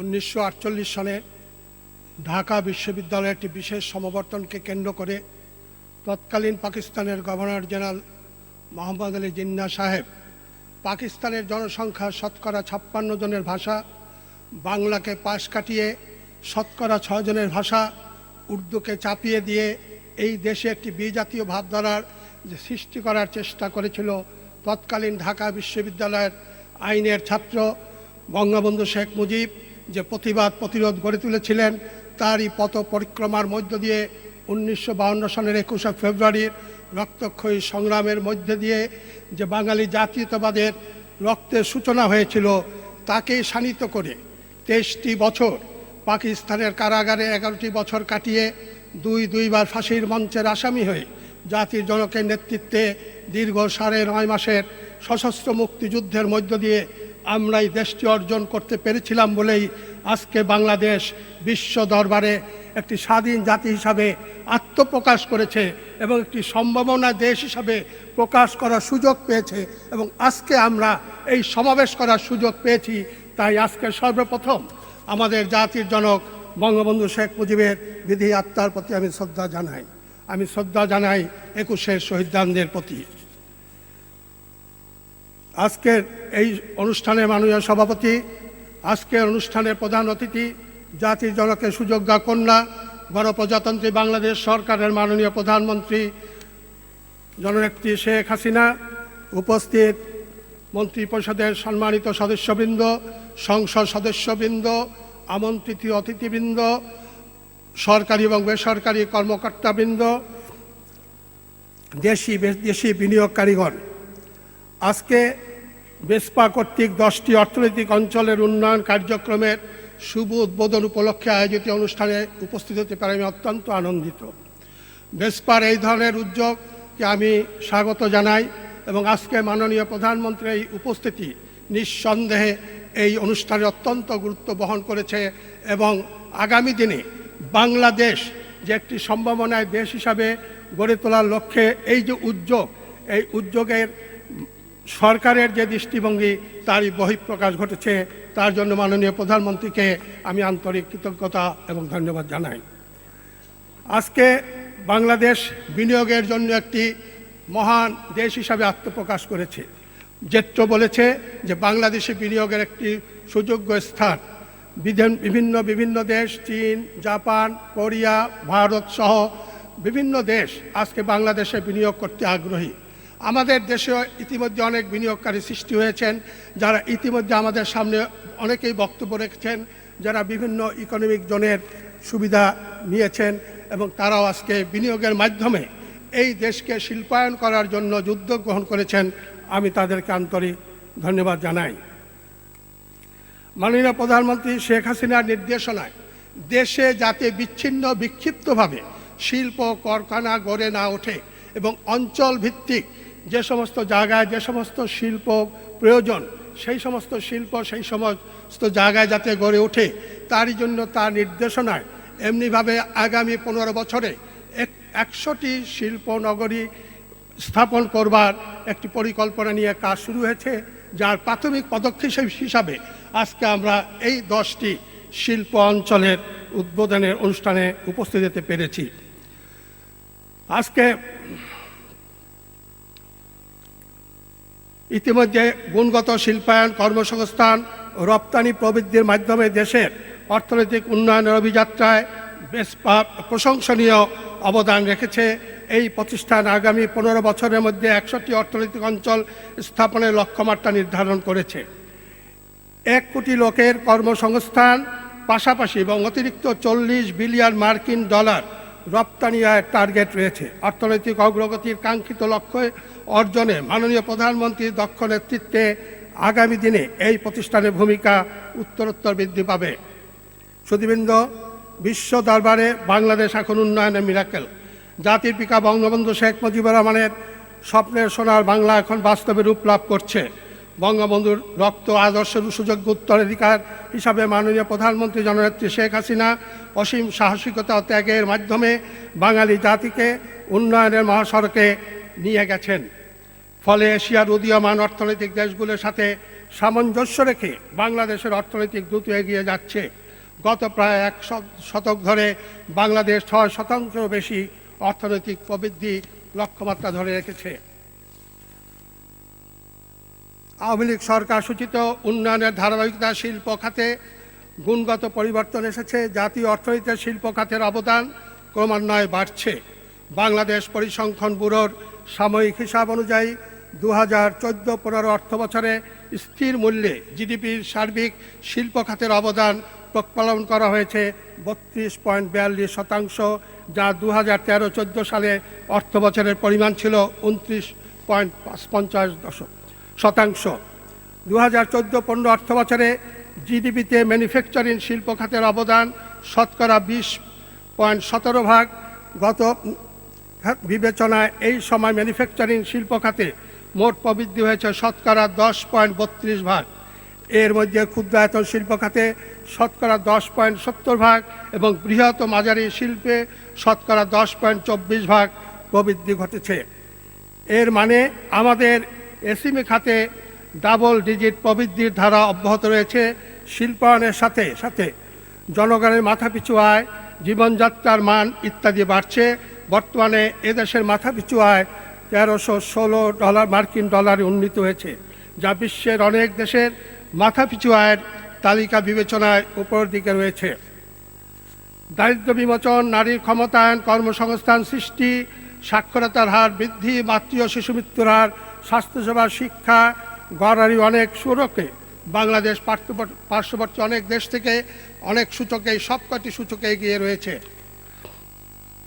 আজকে আমরা ইতিমধ্যে জাতীয় শিল্পনীতি 2016 চূড়ান্ত করেছি। এতে মাননীয় প্রধানমন্ত্রীর সদয় নির্দেশনার প্রতিফলন ঘটবে। শিল্পায়নের ক্ষেত্রে শিল্প মন্ত্রণালয় সবসময় ক্যাটালিস্টের ভূমিকা পালন করে থাকে। অর্থনৈতিক অঞ্চলগুলিতেও বিশ্বমানের শিল্প কারখানা স্থাপন, রপ্তানি পণ্য বৈচিত্র্যকরণ, কর্মপরিবেশ সুরক্ষা ও পরিবেশ বান্ধব শিল্পায়নের ধারা বেগবান করার ক্ষেত্রে শিল্প মন্ত্রণালয়ের পক্ষ থেকে সম্ভব সব ধরনের নীতি সহায়তা অব্যাহত থাকবে। কথা বলে এবং দেশের অর্থনৈতিক উন্নয়নের জন্য বেজার সকল সৃজনশীল উদ্যোগের সাফল্য কামনা করে আমার বক্তব্য এখানে শেষ করছি। সবাইকে ধন্যবাদ। জয় বাংলা, জয় বঙ্গবন্ধু, বাংলাদেশ চিরজীবী হোক। ধন্যবাদ মাননীয় শিল্পমন্ত্রী আলহাজ আমির হোসেন আমু এমপি। সম্মানিত সুধী, আমরা এই মুহূর্তে চলে যাচ্ছি মিরসরাই অর্থনৈতিক অঞ্চলে, যেখানে অবস্থানরত মাননীয় গৃহায়ন ও গণপূর্ত মন্ত্রী ইঞ্জিনিয়ার মোশাররফ হোসেন এমপি সরাসরি ভিডিও কনফারেন্সের মাধ্যমে এই মহতী সভায় আমাদের মাঝে যোগ দিচ্ছেন।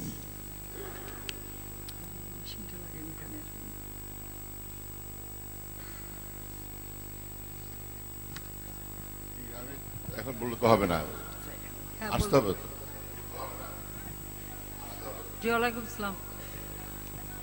মাননীয় প্রধানমন্ত্রী, আপনাকে অশেষ ধন্যবাদ এবং আপনাকে আমি অভিনন্দন জানাচ্ছি।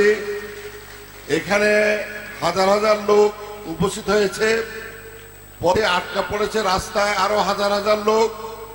আজকে মিরসরাই এলাকার জনপদ আনন্দে উৎফুল্ল।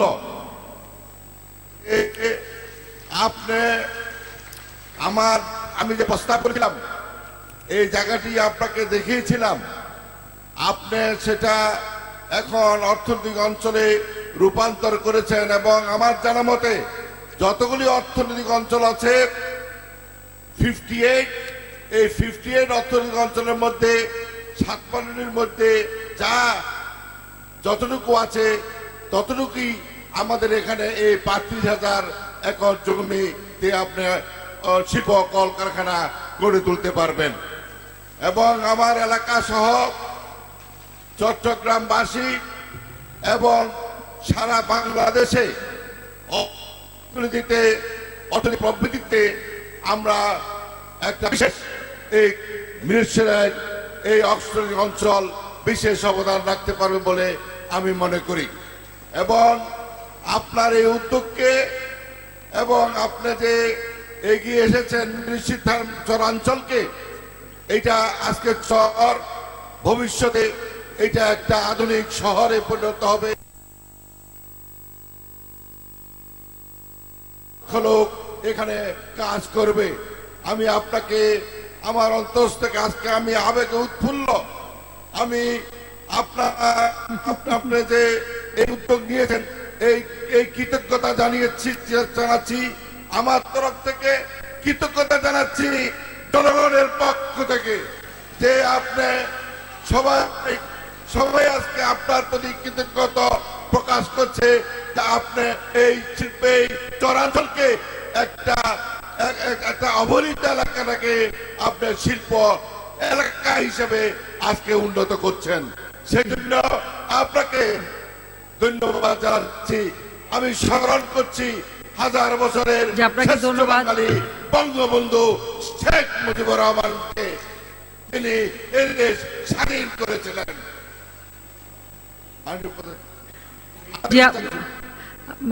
আমি আপনাকে আপনার মাধ্যমে মাননীয় মন্ত্রী, আপনার মাধ্যমে আপনাকে এবং মিরসরাইবাসী তথা সমগ্র চট্টগ্রামবাসীকে আমি অভিনন্দন জানাই যে ওই এলাকার মানুষ জায়গা দিয়েছেন, সহযোগিতা করেছে, যে কারণে আজকে এই মিরসরাই অর্থনৈতিক অঞ্চল গড়ে তোলা সম্ভব হয়েছে।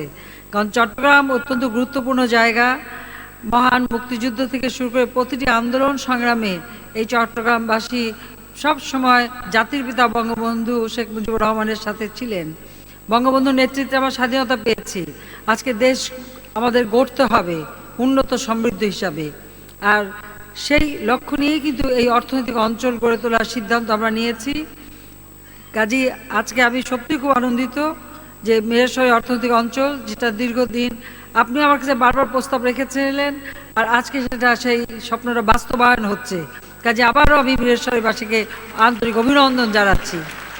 আর যখন কাজ চলবে এলাকাবাসীর সকলের সহযোগিতা চাই, যেটা সবথেকে বেশি দরকার।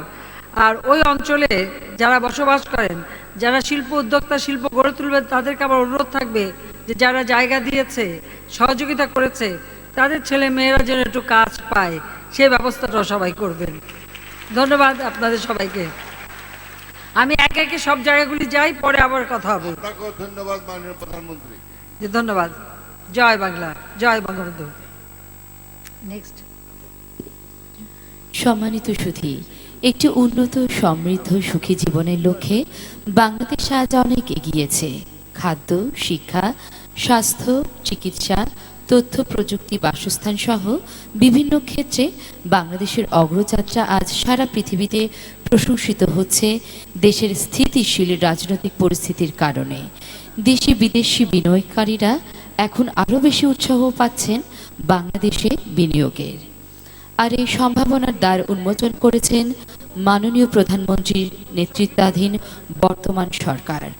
অর্থনৈতিক অঞ্চল সমগ্র দেশের অব্যাহত উন্নয়নের এক সফল ধারাবাহিকতা, উন্নয়নের মহাসড়কে বাংলাদেশ। সম্মানিত সুধী, এখন ভাষণ প্রদান করবেন গণপ্রজাতন্ত্রী বাংলাদেশ সরকারের মাননীয় প্রধানমন্ত্রী ও আজকের অনুষ্ঠানের প্রধান অতিথি শেখ হাসিনা।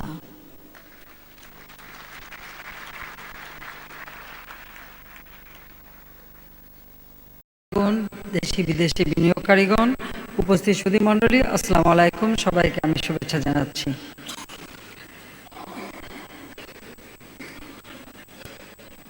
আজকে সত্যি খুব আনন্দিত আমি এই কারণে যে বাংলাদেশের সার্বিক অর্থনৈতিক উন্নয়নের জন্য আমরা যে নির্বাচনী ইশতেহার ঘোষণা দিয়েছিলাম তাতে বাংলাদেশকে আমরা 2021 সালের মধ্যে একটি মধ্যম আয়ের দেশে উন্নীত করব, আর সেই সাথে সাথে 2041 সালের মধ্যে বাংলাদেশকে আমরা উন্নত সমৃদ্ধ দেশ হিসেবে গড়ে তুলতে চাই। সেই কথা স্মরণ করে আমরা যে সকল পদক্ষেপ নিয়েছি, কারণ স্বাধীনতার পর জাতির পিতা বঙ্গবন্ধু শেখ মুজিবুর রহমান আমাদেরকে যে সংবিধান দিয়েছেন, সেই সংবিধানের 13 অনুচ্ছেদে অর্থনৈতিক নীতিমালা সম্পর্কে তিনি বলে গেছেন। সেখানে তিনি সরকারি, বেসরকারি এবং কোঅপারেটিভ এই 3 ধরনের সম্ভাবনার কথাই তিনি বলেছেন। 3 ধরনের ব্যবস্থাপনা অর্থনীতিতে থাকবে, এটাই তিনি ঘোষণা দিয়েছিলেন। এবং আমরা তারই পদাঙ্ক অনুসরণ করে, যেমন সরকারি উদ্যোগে শিল্প, কলকারখানা যাই কিছু আছে, সাথে সাথে বেসরকারি খাতটাকেও উন্মুক্ত করে দেওয়ার পদক্ষেপ নেই। 96 সালে যখন সরকারে আসি তখনই আমরা উদ্যোগ নেই যে বেসরকারি খাতে ইপিজেড করা, বেসরকারি খাতে শিল্প অঞ্চল এবং বেসরকারি খাতকে আরো উন্মুক্ত করা। আজকে যে এতগুলি টেলিভিশন দেখছেন, অনেকে টেলিভিশনের মালিক।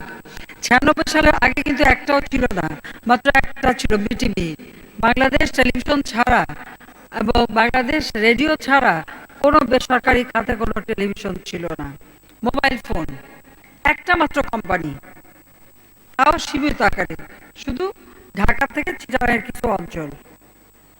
একটা ফোনের দাম 1,30,000 টাকা, ফোন করলে পার মিনিট ছিল 10 টাকা, ধরলেও 10, করলেও 10, এই ছিল অবস্থা। বেসরকারি খাতে কোনো বিমান ছিল না, বেসরকারি খাতে ব্যাংক, বিমা খুবই সীমিত আকারে ছিল। আমরা সরকারে আসার পর আমি উদ্যোগ নিলাম যে না, আমাদেরকে বেসরকারি খাতকে উন্মুক্ত করে হবে। কারণ উন্মুক্ত করতে হবে এই জন্য, আমি বিশ্বাস করি সরকারের পাশাপাশি যদি বেসরকারি উদ্যোক্তারা এগিয়ে না আসেন, তাহলে একদিকে যেমন কর্মসংস্থান হবে না, উৎপাদন বৃদ্ধি পাবে না, দারিদ্র বিমোচন হবে না, দেশের অর্থনৈতিক গতিশীল হবে না। সেদিকে লক্ষ্য রেখেই কিন্তু আমরা সমস্ত সেক্টরগুলিতে আমরা বেসরকারি খাতকে উন্মুক্ত করে দেওয়ার সিদ্ধান্ত নিলাম এবং সাথে সাথে আমরা করতে শুরু করলাম। 2008 নির্বাচনের পর আরো দ্রুত উন্নয়ন করা, আর সেই সাথে সাথে আরেকটি বিষয় আমাদের মনে রাখতে হবে যে আমাদের জমির স্বল্পতা আছে, সীমাবদ্ধতা আছে। এই ছোট্ট একটা ভূখণ্ডে 16 কোটি মানুষের বাস। এই 16 কোটি মানুষের খাদ্যের নিরাপত্তা আমাকে দিতে হবে, ফসল উৎপাদন করতে হবে, সেই ফসলি জমি আমাকে রক্ষা করতে হবে, পরিবেশ রক্ষা করতে হবে, দেশের মানুষের কর্মসংস্থানের ব্যবস্থা করতে হবে। তাহলে এই কাজগুলি করতে হলে কি দরকার? আমরা সিদ্ধান্ত নিলাম, যখন আমরা দেখতাম যে আমাদের উদ্যোক্তারা বসে আছেন, তারা শিল্প করতে চান, যে যেখানে পাচ্ছেন একটা জমি কিনছেন, একটা ইন্ডাস্ট্রি গড়ে তুলছেন। আর একটা সমস্যা দেখা দিচ্ছে, সেটা হলো পরিবেশ নষ্ট। কারণ এই ইন্ডাস্ট্রির বর্জ্যগুলি যখন আমার নদীতে যাচ্ছে বা জমিতে যাচ্ছে, যে জমিতে পড়ছে জমি আমার নষ্ট হয়ে যাচ্ছে, চাষ উপযোগী থাকছে না, নদীতে যে নদীর পানি নষ্ট হয়ে যাচ্ছে। সেদিকে লক্ষ্য রেখে আমরা সিদ্ধান্ত নিলাম যত্রতত্র যেখানে সেখানে শিল্প গড়ে তোলা না, আমরা সমগ্র বাংলাদেশ ব্যাপী আমাদের উন্নয়ন করব। বাংলাদেশ ব্যাপী এই কারণে যে আমাদের বাংলাদেশের যে অবস্থানটা সারা বিশ্বের জন্য, এই অবস্থানটা কিন্তু অত্যন্ত গুরুত্বপূর্ণ একটা অবস্থান, আমাদের ভৌগোলিক অবস্থান। আর সেই সাথে সাথে আমাদের লোক সংখ্যার অভাব নেই। আমাদের যুব সমাজ আজকে এটাও আমাদের মানে বিনিয়োগের ক্ষেত্রে আমরা যে সমস্ত বিষয়গুলি তুলে ধরি সেখানে মানে কর্মক্ষম উদ্যম যুব সমাজ তাদের কথা আমরা বলি।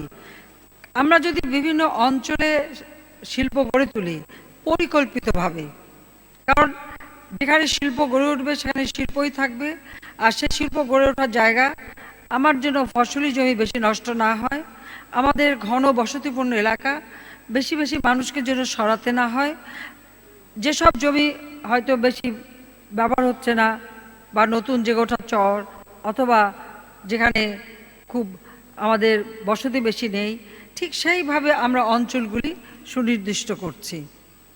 আজকে আমরা 10টি অঞ্চল গড়ে তুলতে অর্থনৈতিক অঞ্চল হিসেবে গড়ে তুলতে সেটা উদ্বোধন করতে এসেছি, কিন্তু আমাদের লক্ষ্য কিন্তু অনেক বেশি।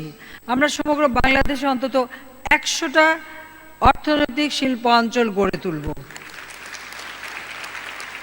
আর এই শিল্প অঞ্চল হবে যেমন সরকারি বেসরকারি অথবা সরকারি বেসরকারি যৌথ উদ্যোগ অথবা আমাদের দেশের সাথে অন্য কোনো দেশের অর্থাৎ G2G যৌথ উদ্যোগ, অর্থাৎ আমরা গভর্নমেন্টেরও যেমন থাকবে, প্রাইভেট সেক্টরও থাকবে, PPP থাকবে, প্রাইভেট পাবলিক পার্টনারশিপ, আবার G2G যেটা আমাদের জন্য প্রযোজ্য, যেখানে যেভাবে দরকার আমরা সেইভাবেই এই শিল্প অঞ্চলগুলি গড়ে তুলব। এই শিল্প অঞ্চলগুলি গড়ে তুলে কি সুবিধাটা হবে, আমার ওই যে সব অঞ্চলে গড়ে উঠবে আমি উদ্যোক্তাদের একটু অনুরোধ করব, আমাদের কিন্তু এক এক এলাকায় এক এক ধরনের পণ্য উৎপাদন হয়। আমাদের মৎস্য উৎপাদন, সবজি উৎপাদন, ফল উৎপাদন অথবা হাঁস মুরগি গরু ছাগল থেকে শুরু করে আমিষ উৎপাদনের বিভিন্ন সুযোগ আমাদের কিন্তু রয়ে গেছে। সেই সাথে সাথে আমাদের ওই সব অঞ্চলে যেসব পণ্য বেশি উৎপাদন হয় সেগুলি প্রক্রিয়াজাত করা এবং বিশ্ব বাজারে সেগুলি দেওয়া। আবার বিশ্ববাজার ছাড়াও আমাদের জন্য নতুন দ্বার উন্মুক্ত হয়েছে, কারণ আপনারা জানেন ইতিমধ্যে আমরা যেটা আমি 96 সাল থেকেই উদ্যোগ নিয়েছিলাম, এবার সেটা আমরা সফল করতে পেরেছি। যেমন নেপাল, ভুটান, ভারত, বাংলাদেশ এই 4টি দেশ মিলে BBIN আমরা একটা যৌথ আমাদের ব্যবসা বাণিজ্য অর্থনৈতিক কর্মকাণ্ড যোগাযোগ ব্যবস্থা উন্মুক্ত করে দিয়েছি। অপরদিকে যেমন মিয়ানমার, চায়না, ভারত, বাংলাদেশ সেটাও আমরা কিন্তু BCIMEC অর্থাৎ ইকোনমিক করিডোর, এই যে আমরা এদিকে 4টা দেশ ওদিকে 4টা দেশ আমাদের যে যোগাযোগ ব্যবস্থা আমরা স্থাপন করলাম, এতে করে যেমন শিল্প প্রতিষ্ঠা করা, বাণিজ্য বৃদ্ধি করা এবং আমাদের একটা বিশাল বাজার সৃষ্টি হলো, যেটা এই দক্ষিণ এশিয়ার দেশগুলির মাঝে একটা বিরাট সুযোগ সৃষ্টি হলো। কারণ যে কোনো পণ্য উৎপাদন করলে অবশ্যই তা বাজারজাত করা অথবা বিদেশে পাঠানো, যে কোনো একটা অর্থাৎ রপ্তানি বৃদ্ধি করা, এটাই মাথায় থাকে। আমাদের নিজের দেশে 16 কোটি দেশের মানুষ, এই যে 16 কোটি মানুষ আমাদের আছে, এখানে একটা বিরাট বাজার নিজের থেকেই গড়ে উঠছে। তার কারণ আমাদের গৃহীত পদক্ষেপের ফলে মানুষের কিন্তু অর্থনৈতিক উন্নতি বাড়ছে, মাথাপিছু আয় বৃদ্ধি পেয়েছে, এখন প্রায় আমাদের 1316 মার্কিন ডলার।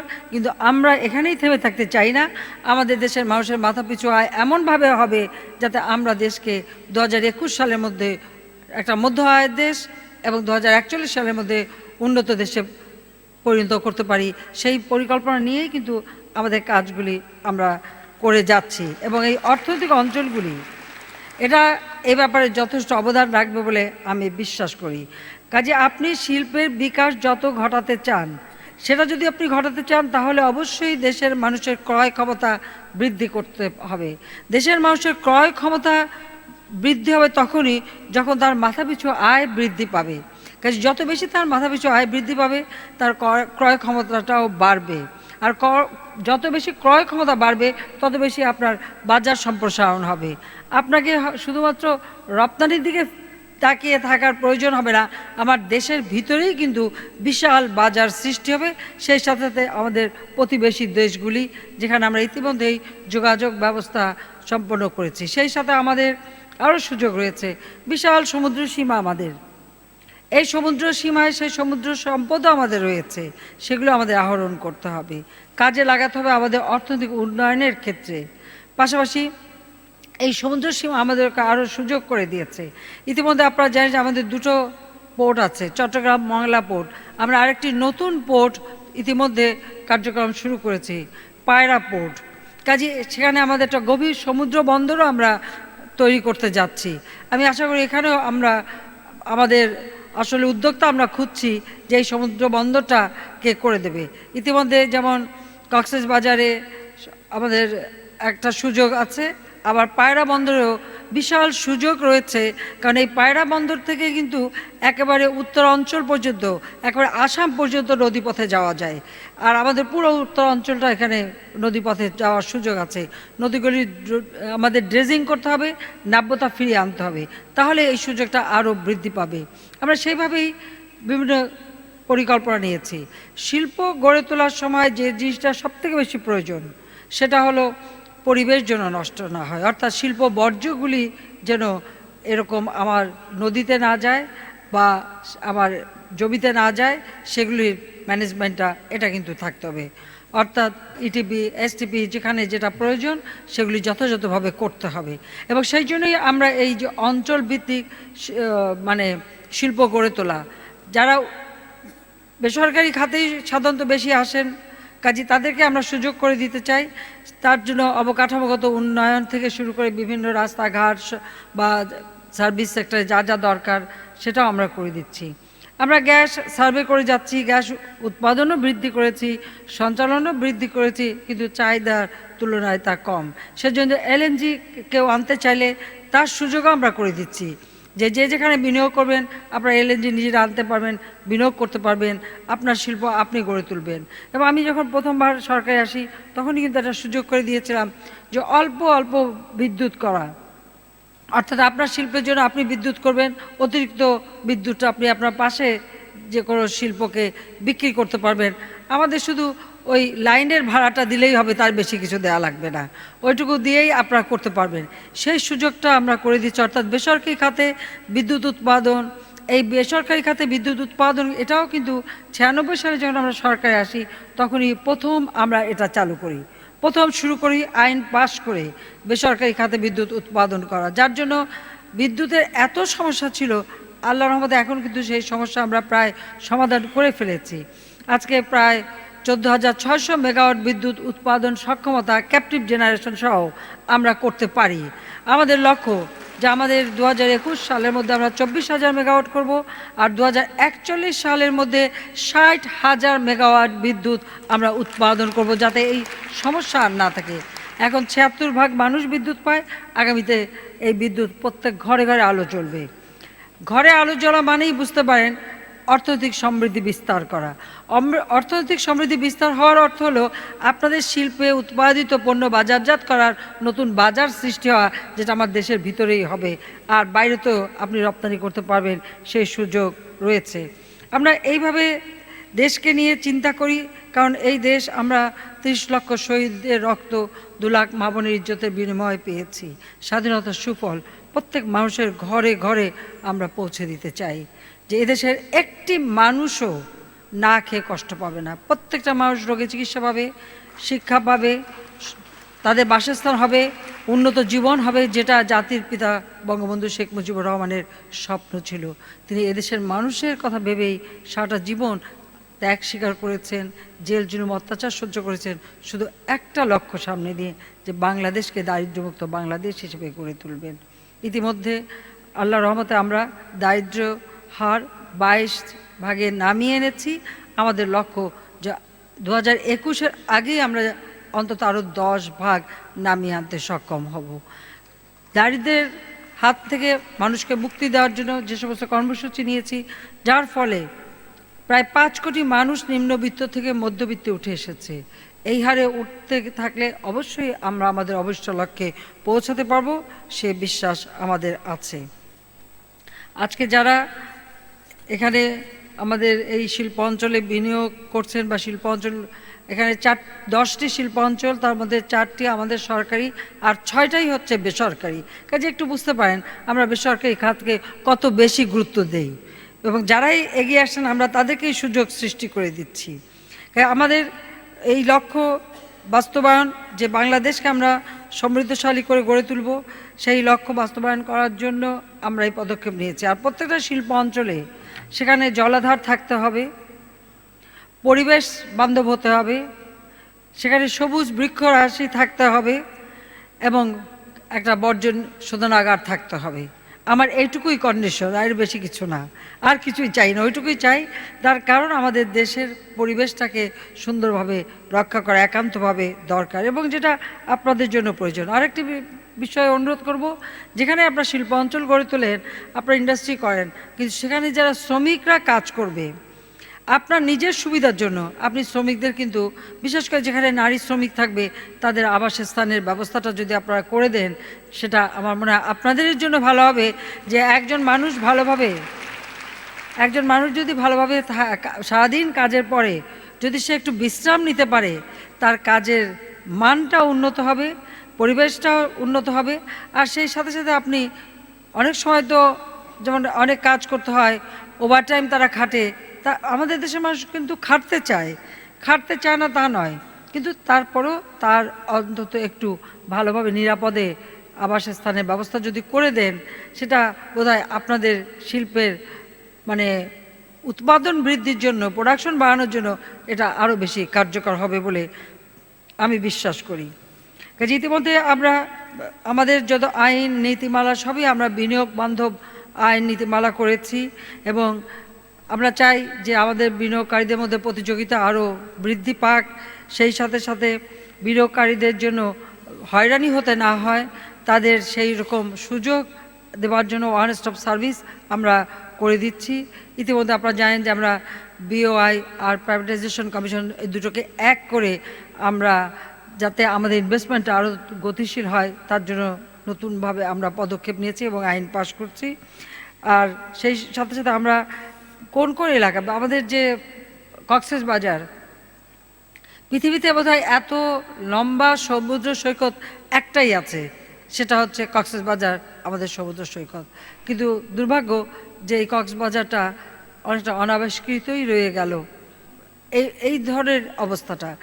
আমরা সেখানে এখন যেমন বিশেষ অর্থনৈতিক অঞ্চলও গড়ে তুলছি, বিশেষ ট্যুরিজম যাতে গড়ে ওঠে, অর্থাৎ বিদেশিদের জন্য সুযোগ সৃষ্টি করা, সেটারও পদক্ষেপ আমরা নিচ্ছি এবং সেখানে আমরা মেইন ড্রাইভ করে দিচ্ছি। এভাবে ওই এলাকাটার সার্বিক উন্নয়ন একটা কর্তৃপক্ষ আমরা করে দিচ্ছি, সেইভাবে আমরা কাজ করে যাচ্ছি। কাজে আমাদের আর একটা বিষয় আমার একটু থাকবে যে অর্থনৈতিক অঞ্চলে আমরা নারী উদ্যোক্তাদের উৎসাহিত করবার জন্য যথেষ্ট প্রচেষ্টা চালাচ্ছি, সেখানে খুব বেশি একটা সাড়া পাচ্ছি না। এটা আমি ঠিক জানি না মানে এই সাড়াটা এত কম কেন। তবে এই অর্থনৈতিক অঞ্চলে অন্ততপক্ষে নারী উদ্যোক্তাদের জন্য যেন একটু বিশেষ ব্যবস্থা থাকে।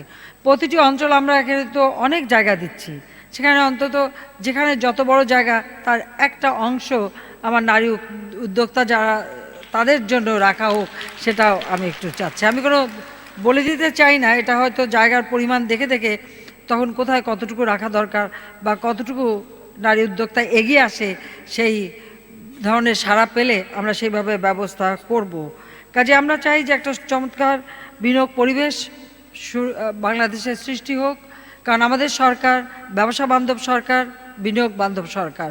আমরা নিজেরা ব্যবসা করতে চাই না, আমরা ব্যবসায়ীদের জন্য ব্যবসার সুযোগ সৃষ্টি করে দিতে চাই, কিন্তু দেশের উন্নতি চাই, এই দেশটা আরও উন্নতি হোক সেটাই আমরা চাচ্ছি।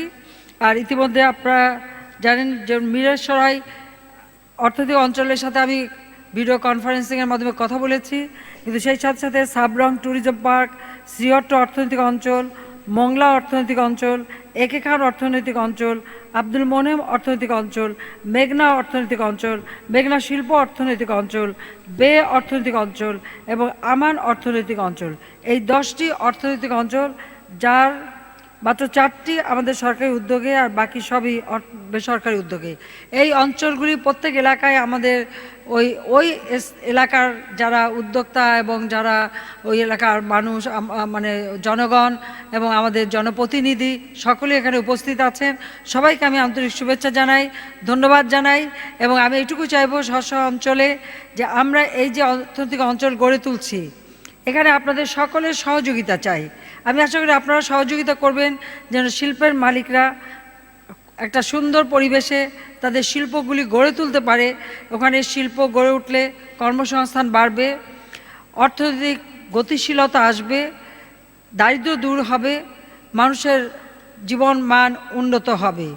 কাজে এই যে আমাদের বেকারদের কর্মসংস্থান সৃষ্টি হবে, এখানে উৎপাদিত পণ্য প্রক্রিয়াজাত করতে পারবে এবং একটা বিরাট অর্থনৈতিক কর্মযজ্ঞ গড়ে উঠবে। এই ক্ষেত্রে ওই সব অঞ্চল সকল জনগণের কাছে আমার এইটাই আবেদন যে আপনারা সকলে সহযোগিতা করবেন যেন এই শিল্পগুলি দ্রুত গড়ে ওঠে, যেন আমরা দ্রুত বাংলাদেশকে ক্ষুধামুক্ত দারিদ্র্যমুক্ত সোনার বাংলা হিসেবে গড়ে তুলতে পারি। আমি সবাইকে আন্তরিক ধন্যবাদ জানাচ্ছি।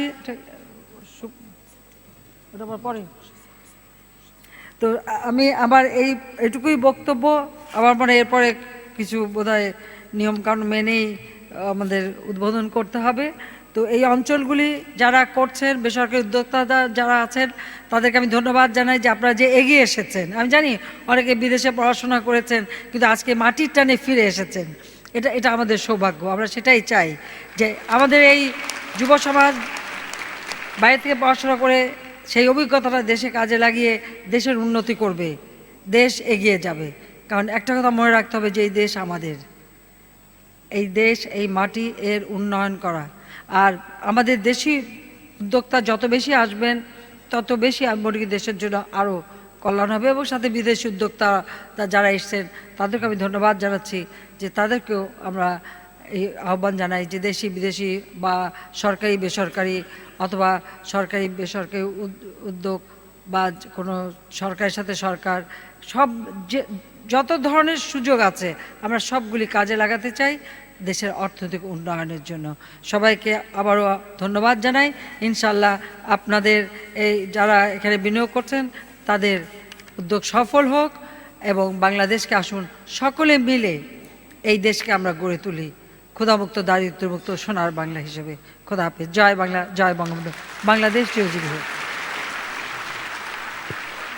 অনেক অনেক ধন্যবাদ মাননীয় প্রধানমন্ত্রী আপনার দিক নির্দেশনামূলক এবং তাৎপর্যপূর্ণ ভাষণের জন্য।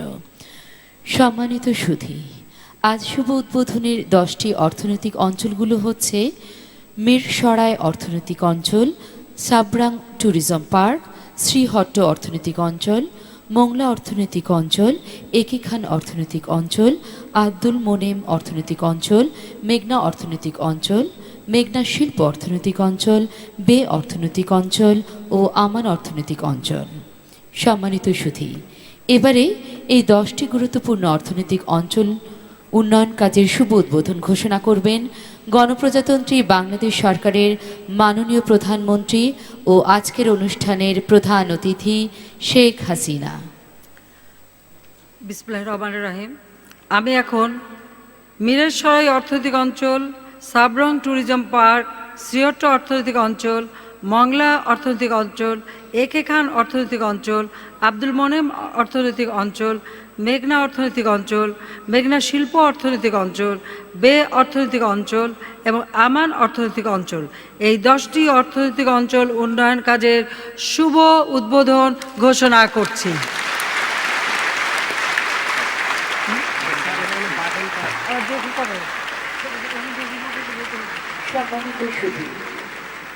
মাননীয় প্রধানমন্ত্রীকে ফলক উন্মোচন করার জন্য বিনীত অনুরোধ জানাচ্ছি।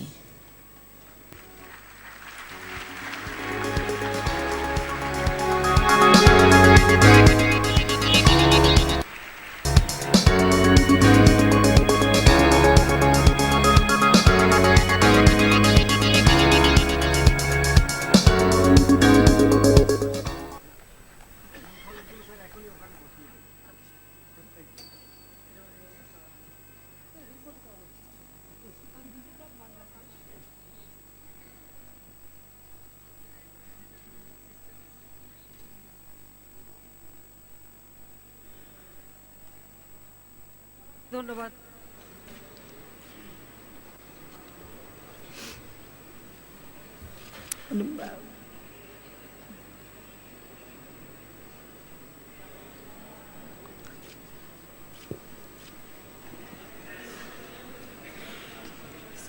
অর্থনৈতিক অঞ্চলের মাধ্যমে আজকের এই অর্থনৈতিক সমৃদ্ধির স্বপ্নযাত্রা, এই মহাসড়ক অচিরেই পৌঁছে যাবে কাঙ্ক্ষিত সীমানায়। 2041 সালের মধ্যে বাংলাদেশ এক উন্নত রাষ্ট্রে পরিণত হবে। স্বপ্ন পূরণ হবে জাতির জনকের, বাস্তবে রূপ পাবে বঙ্গবন্ধুর স্বপ্নের সোনার বাংলা। এগিয়ে যাব মাননীয় প্রধানমন্ত্রী শেখ হাসিনার সুযোগ্য নেতৃত্বে। এ প্রত্যাশায় সবাইকে শুভেচ্ছা জানিয়ে শেষ করছি। খোদা হাফেজ। বাংলাদেশ চিরজীবী হোক।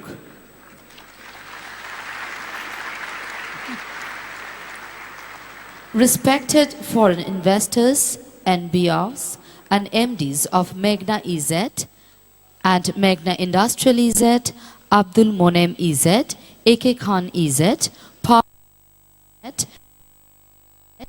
Aman EZ are requested to attend exclusive meeting with the Honorable Prime Minister at the Carnival Hall.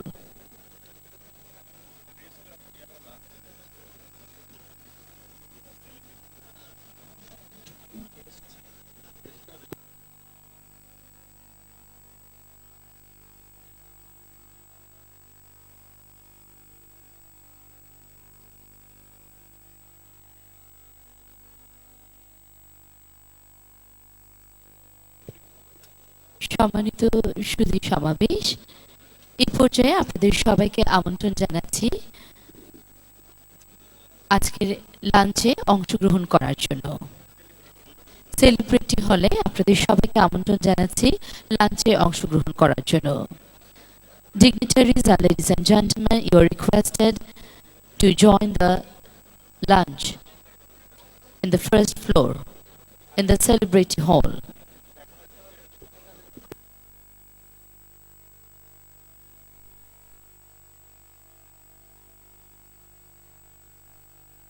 সম্মানিত সুধী, সবাইকে আমন্ত্রণ